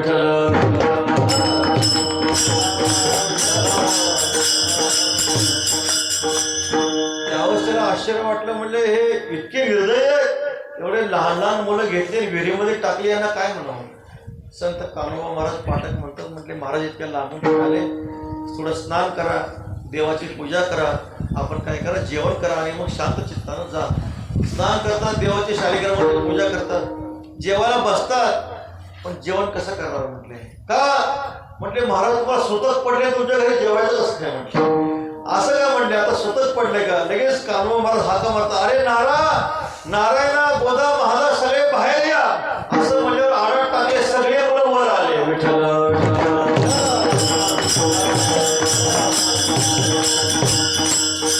काय संतांची शक्ती असते महाराज. तैसे असावे संसारी जोवरे प्राचीनाचे दोरे. नाथ महाराज वर्णन करतात, आपल्या दारामध्ये काही दाणे पटले असतील तर ते पक्षी अंगणामध्ये येतात. पक्षी अंगणामध्ये आल्यानंतर ते दाणे टिपतात, मग ते पक्षी तिथं असं ते धरून राहतात का? नाही, पक्षी अंगणी उतरते, एका गुंतवणीला राहते. तैसे असावे संसारी जोवरे प्राचीनाचे दोरे. आपल्या गावामध्ये एखादा वारकरी येतो, मंदिरामध्ये धर्मशाळेमध्ये राहतो, पहाटे 4 वाजता पंढरीचा रस्ता धरतो.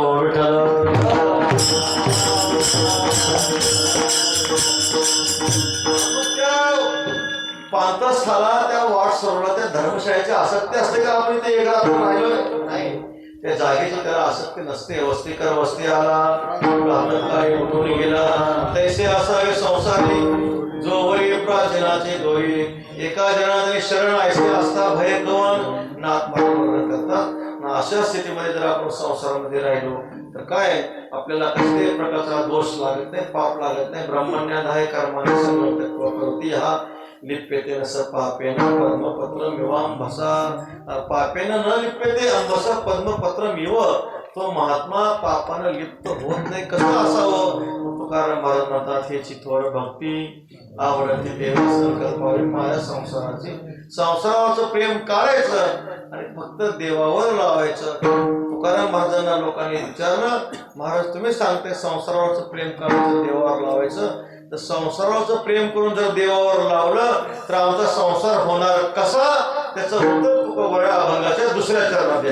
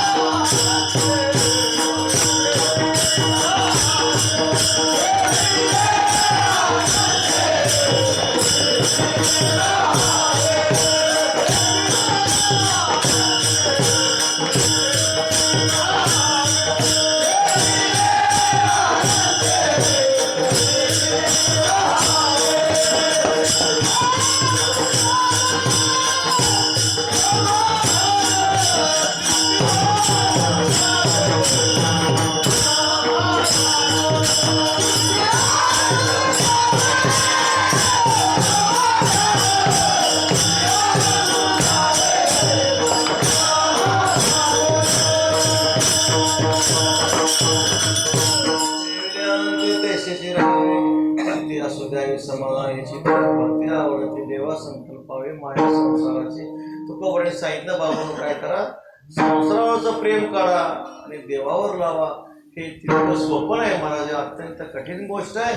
संसारावरचं प्रेम काढायचं, देवावर लावायचं हे अत्यंत कठीण गोष्ट आहे. संसाराचा त्याग केला तर देहरूपी परिग्रह माणसाला आड येतोच महाराज. सगळ्या संसाराचा त्याग केला, डोंगरावर गेला, डोंगरावर जरी गेला तर देहरूपी परिग्रहाचा त्याग होता का महाराज? देहरूपी परिग्रहाचा त्याग होत नाही. मग ते परिग्रह कसा माणसाला दुःखामध्ये संसारामध्ये पाडतो, खूप मोठं सुंदर वर्णन केले. एकदा माणूस संसाराचा त्याग करतो, जंगलामध्ये जातो, जंगलामध्ये जाऊन लंगोटी राहून राहतो आणि मग तिथं नवीन आश्रम तयार करतो. आश्रमाच्या भोवती झाडं लावतो. झाडं लावल्यानंतर मग ते काय घेतो, घागर घेतो, डेरा घेतो, घागरामध्ये पाणी भरतो आणि त्या झाडाला पाणी घालतो. सगळ्या संसाराचा त्याग केलाय. पहा, संसाराचा त्याग केलाय, जंगलामध्ये गेलाय, जंगलामध्ये जाऊन कुटिया बांधले, कुटियाच्या शेजारी झाडं लावलेले आणि मग घागरीमध्ये पाणी घेऊन त्या झाडाला पाणी घालतो. नाथ महाराज वर्णन करतात, झाडाचं जर कोणी पानं तोडले तर त्या लोकांबरोबर भांडण करीत बसतो.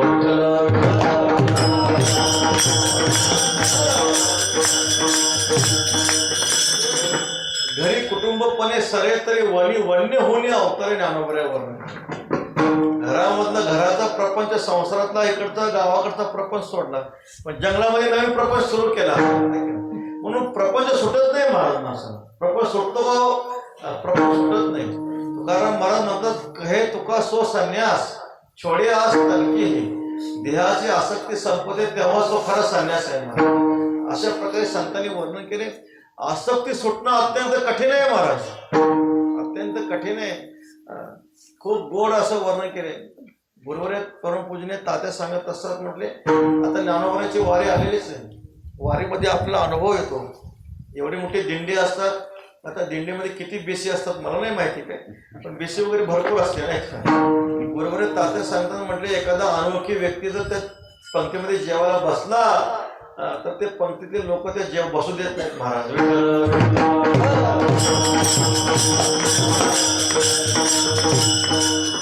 आणि सगळ्या लोकांचे जेवण झाले, जर अन्न उरलं तर ते अन्न तसे तसे महाराज भाताच्या बादल्या, भगुने, आमटी तशीच पालती करून निघून जातात.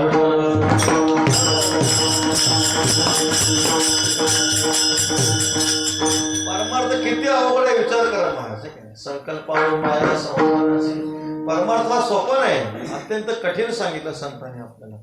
आणि अशा प्रकारे परिस्थिती आपल्याला परमार्थामध्ये सुद्धा अनुभवाला येते. म्हणून तुकोबराय सांगतात, बाबांनो काय करा, संसारावरची आसक्ती सोडून द्या, संसारावरचं प्रेम सोडून द्या. संसारावर प्रेम करू नका. जितकं आपण जडाशी तादात्म्य करू, जितकं सांसारिक पदार्थाशी आपण तादात्म्य करू, तितकं माणसाला दुःख होत असतं. घेऊन या छंद माझे माझे, मुक्त होता परी बळी झाला बंधन. घेऊन या छंद माझे माझे, जितकं आपण माझं माझं म्हणतो, माझं म्हणलं की दुःख आलं मला. म्हणून कधी माझं नाही म्हणायचं आपल्याला. ऐक नाही, सगळे देवाच आहे, माझं नाही, काहीच नाही. सगळं पांडुरंगच आहे. निमित्ताचा धनी केला असे कोणी तुला म्हणून व्यक्त केला. महाराज म्हणतात, देह आहे काळाचे धन कुबेराचे, तेथे मनुष्याचे काय आहे. तुकोबराय सांगतात, एकदा संसाराचं प्रेम संपवलं. लोकांनी विचारलं, मग आमचा संसार होणार कसा? ठेवे पैसेची राय किती असं. मग देवाने ठेवी तसं राहावं. तुकोबरायांना लोक विचारतात, म्हटले देवाने ठेवी तसं राहावं सांगायला तुकाराम महाराज कशाला पाहिजे म्हटले. नाहीतर लोक देव ठेवी तसंच राहतात ना. तुकाराम महाराज कशाला सांगायला पाहिजे ठेवल्यानंतर पैशाचे राहावे. नाहीतर देव ठेवी तसंच आपल्याला राहावं लागतं. 2 वर्ष कोरोना आला, राहावं लागत नाही आपल्याला. तसं दुष्काळ पडला, राहावं लागत नाही आपल्याला. महाराजांनी कशाला सांगायला पाहिजे. तुकाराम महाराज सांगतात, अरे बरोबर आहे तुमचं, आपण देव ठेवी तसं राहतो, पण उत्तरार्ध अत्यंत महत्वाचं आहे. चित्ती असू द्यावे. आपण समाधान राहत नाही, रडत रडत राहतो.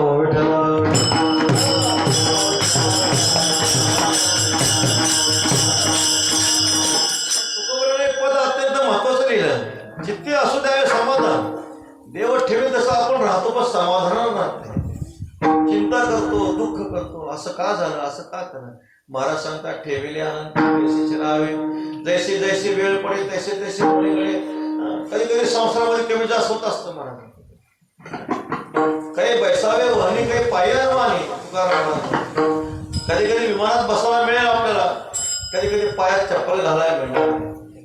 काही भोजन नानापरी, काही कोरड्या भाकरी, कधी कधी श्री बालाजीचा बेत असेल, कधी कधी भाकरी व चटणी नसेल, काही उत्तम प्रावरणे, काही वस्त्रांचे चिरणे, कधी कधी चांगले कपडे घालायला मिळतील, तर कधी कधी फाटकं धोत्र घालायला मिळेल महाराज. जैसे जैसे वेळ पडे तैसे तैसे होणीकडे. सावता महाराजांचा एक गोड अभंग आहे महाराज. संत शिरोमणी सावता महाराज म्हणतात, समयासी सादर व्हावे, समयासी सादर व्हावे, देव ठेविला ऐसे रहावे, देव ठेविला ऐसे रहावे, समयासी सादर व्हावे, समयासी सादर व्हावे. सावता महाराज म्हणतात कधी कधी हत्तीवर बसायला मिळेल, कधी कधी पालखीचा सुभेदार व्हावं लागेल, कधी कधी पायी चालत जावं लागेल, कधी कधी एकट्याला स्मशानामध्ये जावं लागेल, चितेवर राहावं लागेल. हे सगळे जे आहे समयासी सादर व्हावे, देव ठेवील तैसे राहावे. जसा भगवान परमात्मा आपल्या संसारामध्ये ठेवील तसं माणसाने राहिलं पाहिजे. पहा मानवाच्या जीवनामध्ये किती दुःख आहे, पण ते देव ठेवील तसे राहिले का नाही. पहाते पाण्यावर चालून गेलो मी अखंड वनवासी, परी त्या देवाशी आठवणी. त्यांचं समाधान बिघडलं का नाही. कुंती माता तर देवाला म्हणतात, देवा ज्यावेळेस कौरवांचा नाश झाला, हस्तिनापुराला धर्मराजाचं राज्य आलंय, गादीवर धर्मराजांना बसवलं गेलं, त्यावेळेस भगवान श्रीकृष्ण परमात्मा द्वारकेला जाऊ लागले. कुंती मातेला सांगतात, आत्या तुला काय मागायचे ते मागून घे म्हटले. तर कुंती माता काय मागतात, विपद शश्वत तत्र तत्र जगद्गुरु भवदर्शनम यस्यात पुनर्भव दर्शनम. कुंती माता देवाला दुःख मागतात महाराज. किती दुःख मागतात पहा. अरे देवा दुसरं काही देऊ नको म्हटले, मला काय कर, दुःख दे. कुंती मातेला भगवान श्रीकृष्ण परमात्मा म्हणतात, आत्या किती दुःख भोगलं म्हणे. लहानपणापासून तुमच्या जीवनामध्ये दुःखच आहे. लहानपणी भीमाला विषाचे मोदक दिले, लाक्षागृहामध्ये जाळण्याचा प्रयत्न केला, भगवती द्रौपदी मातेची भर सभेमध्ये विटंबना केली. परत कपटाने दूतामध्ये हरवलं, 12 वर्ष वनवास, 1 वर्ष अज्ञातवास. किती दुःख आहे तुमच्या जीवनामध्ये, अखंड दुःख आहे. आणि इतकं दुःख भोगून सुद्धा आत्या अजून दुःख मागतेस. त्यास कुंती माता श्रीकृष्ण परमात्म्याला म्हणतात, भगवंता मी दुःख का मागते माहितीये का म्हणते, त्याचं कारण आहे सुखामध्ये तुला आम्ही विसरून जातो माहिती. सुख आलं की मनुष्य देवाला विसरतो, पण दुःख आलं, दुःखामध्ये देवाचं स्मरण होतं.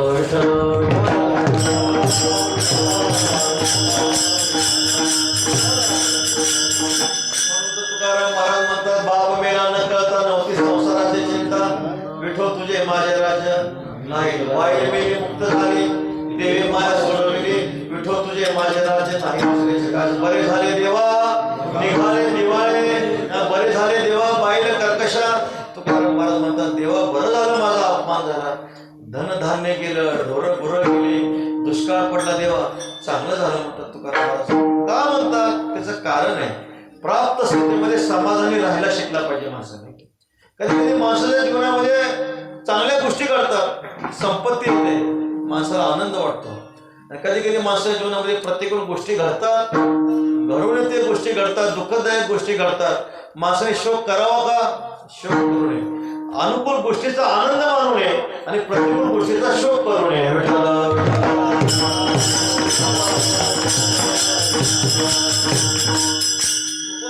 चरित्रातल्या दोन्ही गोष्टी मी तुम्हाला सांगतो. तुकाराम महाराजांना छत्रपती शिवाजी महाराजांनी नजराणा पाठवला, तुकोबरांना आनंद झाला का, आनंद नाही झाला महाराज. अनुकूल गोष्ट घडली, तुकोबरांना आनंद मानला नाही. तुकोबरांच्या जीवनामध्ये प्रतिकूल गोष्ट घडली, दुष्काळ पडला, दुष्काळ याठिकाणी द्रव्य नेला मान, श्री एकी अन्न अन्न करिता वेळी. तुकोबरांना दुःख वाटलं का, दुःख वाटलं नाही. ठेविले आणते तैसेच राहावे. महाराज सांगतात, ही अवस्था प्राप्त होणं अत्यंत कठीण आहे. कोणत्याही परिस्थितीमध्ये माणसाचं समाधान बिघडत नाही, बिघडून जातं. अनुकूल परिस्थितीमध्ये प्रत्येकाचं समाधान राहतं, पण प्रतिकूल परिस्थितीमध्ये समाधान टिकत नाही.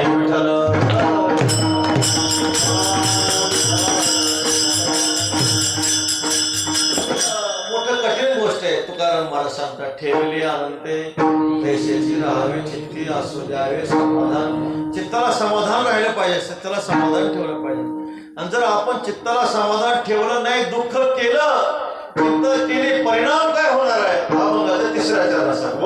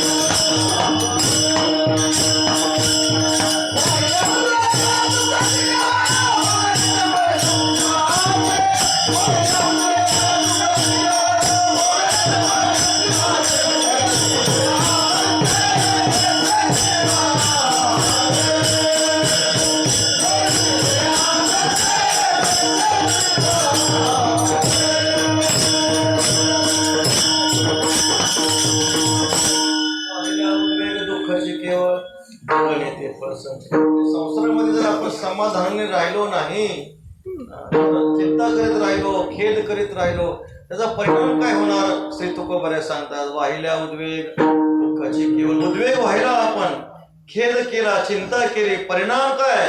दुःखाची केवळ. माणसं संसारामध्ये जप करतात, 12 अक्षरी मंत्राचा जप करतात. कोणता मंत्र असतो तो? काय करू, कसं करू, काय होतं, कसं झालं, हा जप करतात. अरे असा काय जप करतो? ओम नमो भगवते वासुदेवाय म्हण ना. नाही, पण काय करू, कसं करू, काय होतं, कसं झालं, असंच माणसं जप करतात. आपण संसारामध्ये चिंता केली, काय होणार आहे, कसं होणार आहे, आपल्या चिंतेने काय परिणाम, संसारात बदल होणार आहे का? किती आपण चिंता केली तर संसार आपण बदलू शकत नाही. हा सगळा प्रारब्धाचा भाग आहे महाराज.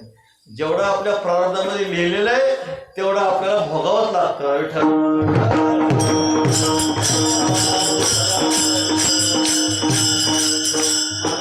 केले कर्म झाले,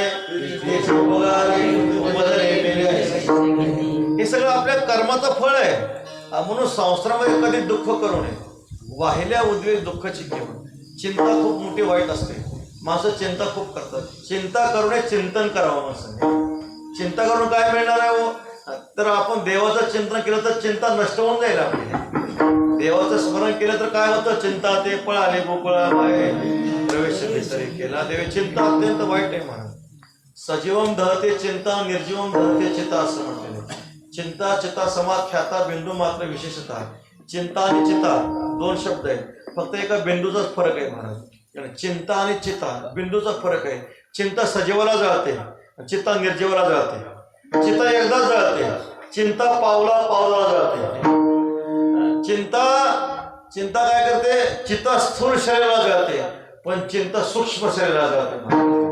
म्हणून चिंता कधी माणसाने करत जाऊ नये. काय झालं, राजाची स्वारी आली. राजाची स्वारी आल्यानंतर एक महात्मा, फकड महात्मा होता, बैरागी, रस्त्यावर पडलेला होता. सेवकाने सांगितलं, म्हटले महाराज राजाची स्वारी येते, जरा बाजूला व्हा. तो म्हटले मी कुणाच्या आद्यात नाही मध्यात नाही, मी बाजूला व्हायला कुणाला सांगतो, मला कशाची आसक्ती नाही. आता जरा त्यांना वाटलं जरा हे माथे फिरू दिसतंय, आणि म्हणून ते सेवकाने काय केलं, त्या पैलवानाला उचललं. फकड महात्मा बाजूला नेऊन ठेवल्यानंतर त्याला राग आला. म्हटले माझं राजाचं काय घेणं देणं नाही, काय संबंध नाही, मला रस्त्यातून बाजूला काय केलं. मग राजाची स्वारी जात असताना त्या बैराग्याने काय केलं, हातीचं शेपूट धरलं आणि वाकवलं महाराज. परिणाम असा झाला, एवढा मोठा बळदंड हत्ती खाली बसला.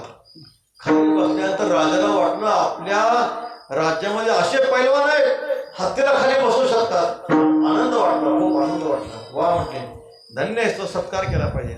प्रधानाने सांगितलं, म्हटले महाराज थोडं थांबा म्हणे, आता आपण अजून 1 महिन्याने आपण याचा सत्कार करू म्हटले. त्या प्रधानाने त्या बैराग्याला बोलवलं. म्हटले महाराज काय नाही म्हणे, काय करता, काय जेवण करता, काजू बदाम खाता का म्हणे. नाही नाही, काजू बदाम कुठं खातो म्हटले, गावामध्ये दुपारी भिक्षा मागतो, मधुकरी मागून जे मिळेल त्यामध्ये खातो, पण मस्त राहतो म्हटले, कसलं टेन्शन नाही, काय नाही, फक्त भजन करायचं म्हटले, काय चिंता नाही म्हटले, मला काय काळजी करू नका म्हटले. तुम्हाला एक सेवा सांगतो म्हटले, मधुकरी मागायचं काम पडणार नाही. दररोज पण मिष्टान्नाचं भोजन, फक्त एक करायचं, आपल्या गावातल्या मारुतीरायांच्या मंदिरामध्ये दररोज सायंकाळी 6 वाजता दिवा लावायचा म्हटले. ते आणायची सुद्धा सोय तुमच्याकडे नाही म्हटले. आमच्या सेवाकडे जायचं, सेवकाकडे जायचं, तिथून राज्यातून तेल वास घ्यायचं, सगळं करायचं. त्याला वाटलं देवाची सेवा होते, भिक्षा मागायचं काम नाही, चांगले म्हणे देवाची सेवा होते. स्वीकार केला. परिणाम असा झाला, नियम सांगितलं होता, दररोज 6 वाजता मारुतीरायांच्या मंदिरामध्ये देवाला दिवा लागला पाहिजे. 6 वाजता की त्याला चिंता लागली. अरे म्हटले कुठे जरी असता 6ला दिवा लागला पाहिजे, 6ला दिवा लागला पाहिजे. गावात राज्यामध्ये जायचं, तेल वात आणायची, सगळं करायचे, 6ला दिवा लागला पाहिजे. चिंता लागली त्याला महाराज. पहिली कसलीच चिंता नव्हती, पण आता त्याला मनामध्ये फुरूर लागायचे. बाहेर जरी गेला 6 वाजता लागले, देवाला दिवा लागला पाहिजे, मनामध्ये चिंता आली. 1-2 महिने झाल्यानंतर परत मग राजेसाहेबांनी सांगितलं, प्रधानाने सांगितलं, म्हटले राजेसाहेब आता त्या बैरागीला आपण बोलवू म्हणे, ज्यांनी हत्तीला खाली बसलं होतं. आणि मग प्रधानाने विचारलं, म्हटले तू आता हत्तीला खाली बसू शकतो का म्हणे. म्हटले महाराज काय झालं, हत्ती बोलवला गेला आणि हत्तीला तो बसवण्याचा प्रयत्न करतोय, हत्ती बसत नाही, हात ओढत चालला महाराज. त्यावेळेस त्या प्रधानाने विचारलं, म्हणजे असं का घडलं. त्यानं सांगितलं देवाची चिंता.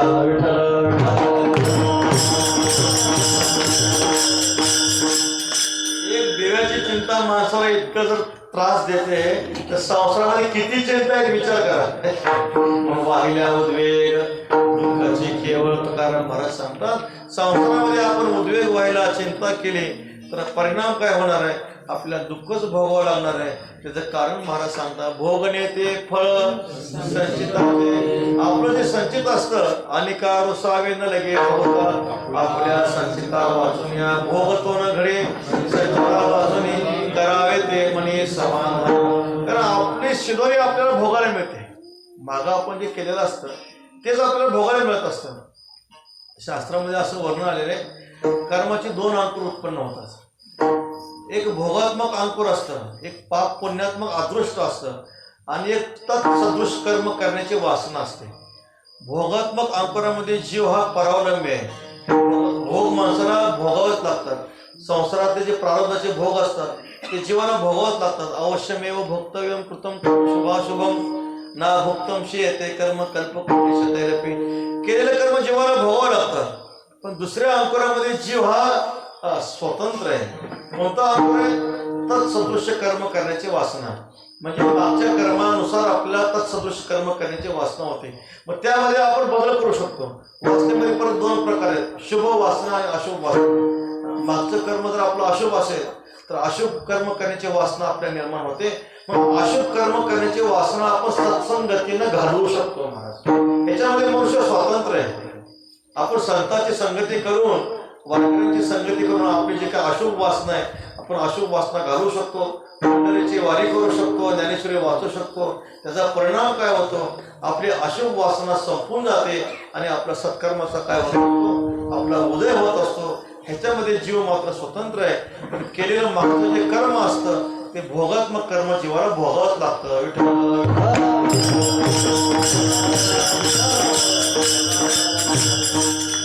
पितामह भीष्माचार्यांची गोष्ट आपल्याला सांगितली जाते.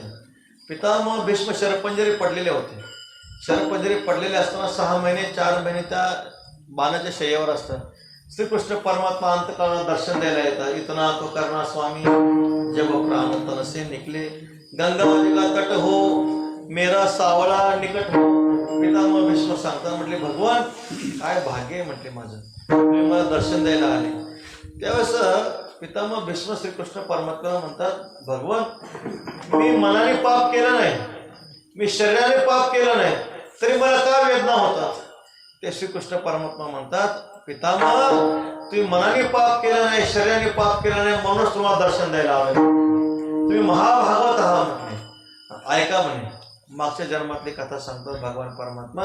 मागच्या जन्मामध्ये युवराज असताना तुम्ही काय केलं होतं, एक सरडा जो आहे तो सरडा बाणाने उचलला आणि काट्यावर टाकला, त्याचा परिणाम तुम्हाला हे दुःख भोगावं लागतंय.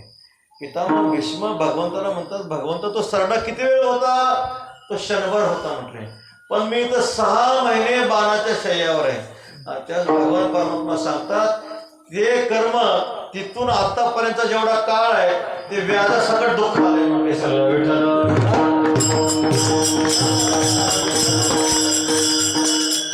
केलेलं कर्म, वाईट कर्माचं फळ जर ताबडतोब मिळालं तर दुःखाची तीव्रता कमी असते. केलेलं वाईट कर्माचं फळ जर कालांतरानं मिळालं तर ते दुःखाची तीव्रता वाढत वाढत जात असते. महाराज सांगतात, केले कर्म झाले त्याची भोगा आले बदले मेले असे. आपल्या वारकरी संप्रदायात सजन कसाई नावाचे थोर सत्पुरुष होऊन गेले. सजन कसा विकू लागे मांस, सजन कसाई जसे आपल्या वारकरी संप्रदायामध्ये पंढरीच्या वारीचा नियम आहे. वारकरी महिन्याला पंढरपूरला चालत जातात, दर मोदल गावामध्ये मुक्काम करीत करीत जातात. तसं सजन कसाई जगन्नाथपुरीची वारी करायची, जगन्नाथपुरीला पायी चालत जायचे. मग दर मोदल एक एक मुक्काम करीत एका गावामध्ये मुक्काम पडणार. मुक्काम पडल्यानंतर संध्याकाळी काय केलं, भजन केलं. भजन केल्यानंतर प्रसाद घेतला. ज्या घरामध्ये सजन कसाई मुक्कामी होते त्या घरातली स्त्री सजन कसाईकडे आली, महाराजांना प्रणाम केला, वंदन केला आणि म्हटले, महाराज माझी इच्छा आहे, तुमच्यावर माझा विवाह व्हावा अशी इच्छा आहे.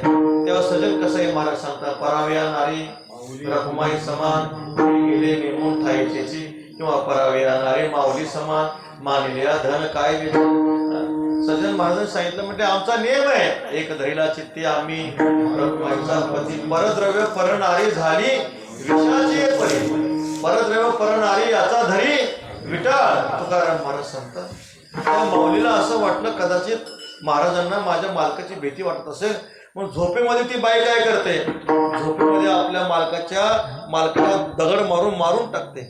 मग सजन कसाईंना ते माता बाई विनंती करते, महाराज आता तरी माझा विवाह करा, विवाह माझा स्वीकार करा. तर सजन कसाई म्हणतात, जाय होतो माते तरी सायास आम्ही विष्णुदास तैसे सहावे माझं तुझे हे पतन नको हे वचन दुष्ट मधून. सजन कसाई असं बोलल्यानंतर मग ती बाई आपला रंग बदलते, गावातल्या सगळ्या लोकांना जाणीव करते. सरपंच पाटील असतील त्यांना बोलवते, म्हणते, पहा हा आमच्या घरी आला, आमच्या घरी येऊन आमच्या मालकाला मारलं आणि माझ्यावर लग्न करण्याची इच्छा करतो म्हटले, ह्याला दंड दिला पाहिजे. आणि त्यावेळेस गावच्या पाटलाने कसलाही विचार न करता सजन महाराजांचे 2 हात तोडायची आज्ञा करतात.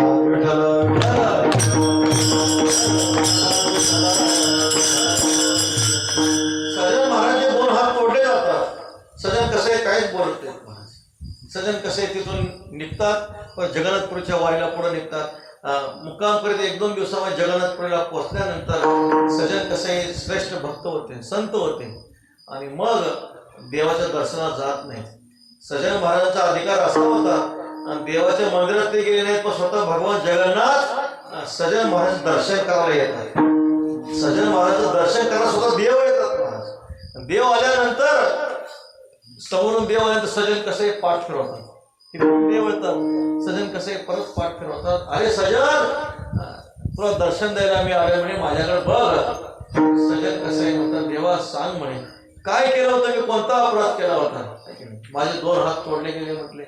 तेव्हा सजन कसं आहे, भगवान श्रीकृष्ण परमात्मा जगन्नाथ मागच्या चरित्र सांगतात म्हणे, पहा मागच्या जन्मामध्ये काय झालं, ही जी बाई होती ती मागच्या जन्मामध्ये गाय होती म्हटली. त्याचा जो मालक आहे तो कसाही होता आणि गाय निघून जात असताना तुम्ही पाहिली कुठल्या दिशेला गेली. मग तो कसाही तुमच्याजवळ येतो, तुम्हाला विचारतो, महाराज तुम्ही गाय पाहिली का? हो पाहिली. कोणत्या दिशेने गेली? तुम्ही 2 हात करून सांगितलं ह्या दिशेला गेली म्हणून. परिणाम काय झाला, तो कसाही त्या गायला पकडतो, गायला मारतो. तीच मेलवी गाय या जन्मामध्ये बाई झाली, तोच कसाही या जन्मामध्ये तिचा मालक झाला.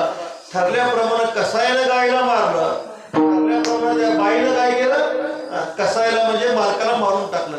तुम्ही 2 हात करून सांगितलं ती गाय इकडे गेली. परिणाम ते कर्म तुम्हाला ह्या जन्मामध्ये 2 हात करून भोगावं लागलं.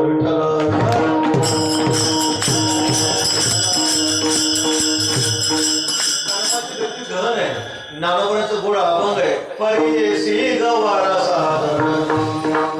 काय गोड वरून ज्ञानोबाने केले.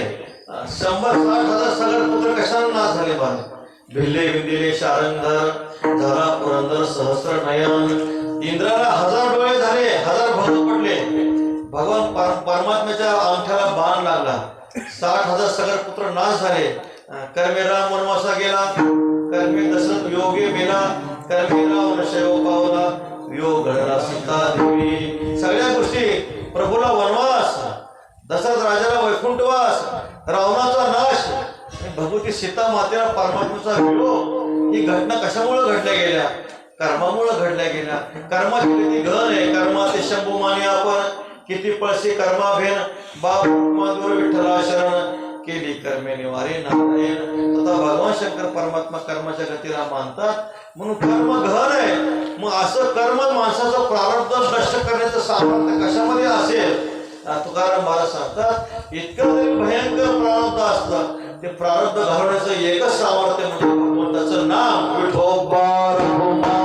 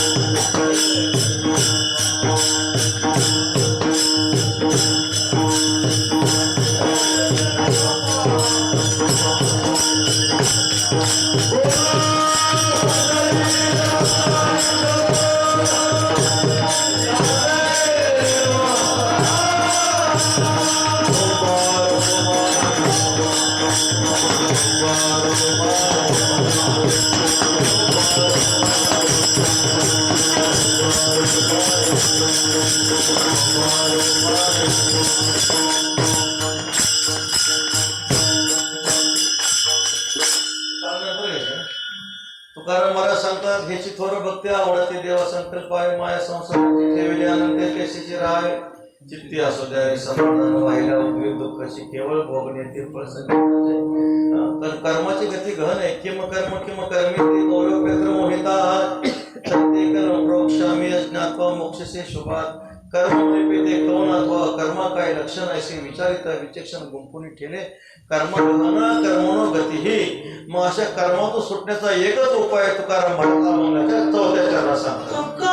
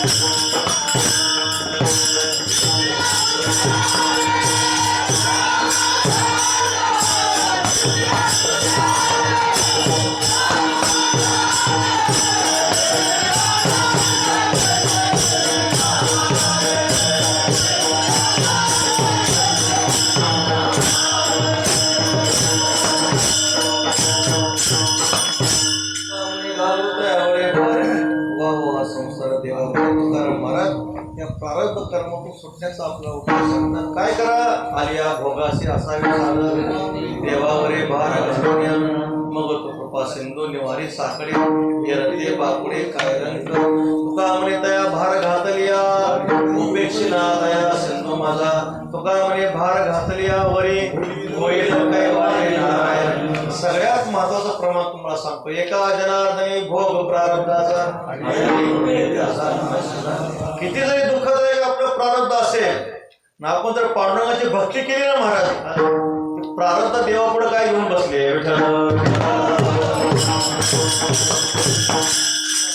ते संचित ऐशी आहे धर्मनीत माझ्या विठोबाचे पाय वेळोवेळा मुनी ध्याय नेदी कर्म घडो कोठे आरणे पडो तुका म्हणे मळ राहो नेदी तापजा परमात्म्याची शक्ती असे महाराज आहे की नाही तुकाराम महाराज वर्णन करता प्रारब्ध क्रियमान भक्ता संचित नाही जाण अवघा देवाची झाला पाहिजे भरवणीनंतर पाहिजे भगवत भक्त पांडवांची सेवा करतात त्याचा परिणाम पांडव परमात्मा भक्ताचं सगळं प्रारब्ध नाहीसं करतो तुम्हाला उदाहरण सांगतो पहा दुर्वास ऋषीने अंबरीषीला शाप दिला कोणता शाप दिला 10 जन्म तुला घ्यावे लागतील म्हटले पण परमात्माने ते 10 जन्माचं अंबरीषाचं प्रारब्ध स्वतः आपल्या अंगावर घेतलं अंबरीषीचे सोशी गर्भवास अंबरीषीचे जे काही 10 जन्म आहेत स्वतः पांडव परमात्म्याने 10 अवतारामध्ये पूर्ण केले आणि सांगण्याचं तात्पर्य भक्ताचं किती जरी दुःखदायक प्रारब्ध असलं कष्टदायक प्रारब्ध असलं तरी परमात्मा आपण जर पांडुरंगाची सेवा केली पांडुरंगाची वारी केली ज्ञानेश्वरीचं पारायण केलं गाथ्याचं पारायण केलं भजन केलं नामचिंतन केलं परमात्मा आपलं सगळं प्रारब्ध घालून टाकतो तुका म्हणे तया भार घातल्या उपेक्षिना दया सिंधू माझा किंवा तुका म्हणे घालू तयावरी भार वा वा संसार देवा पायी ज्ञानेश्वर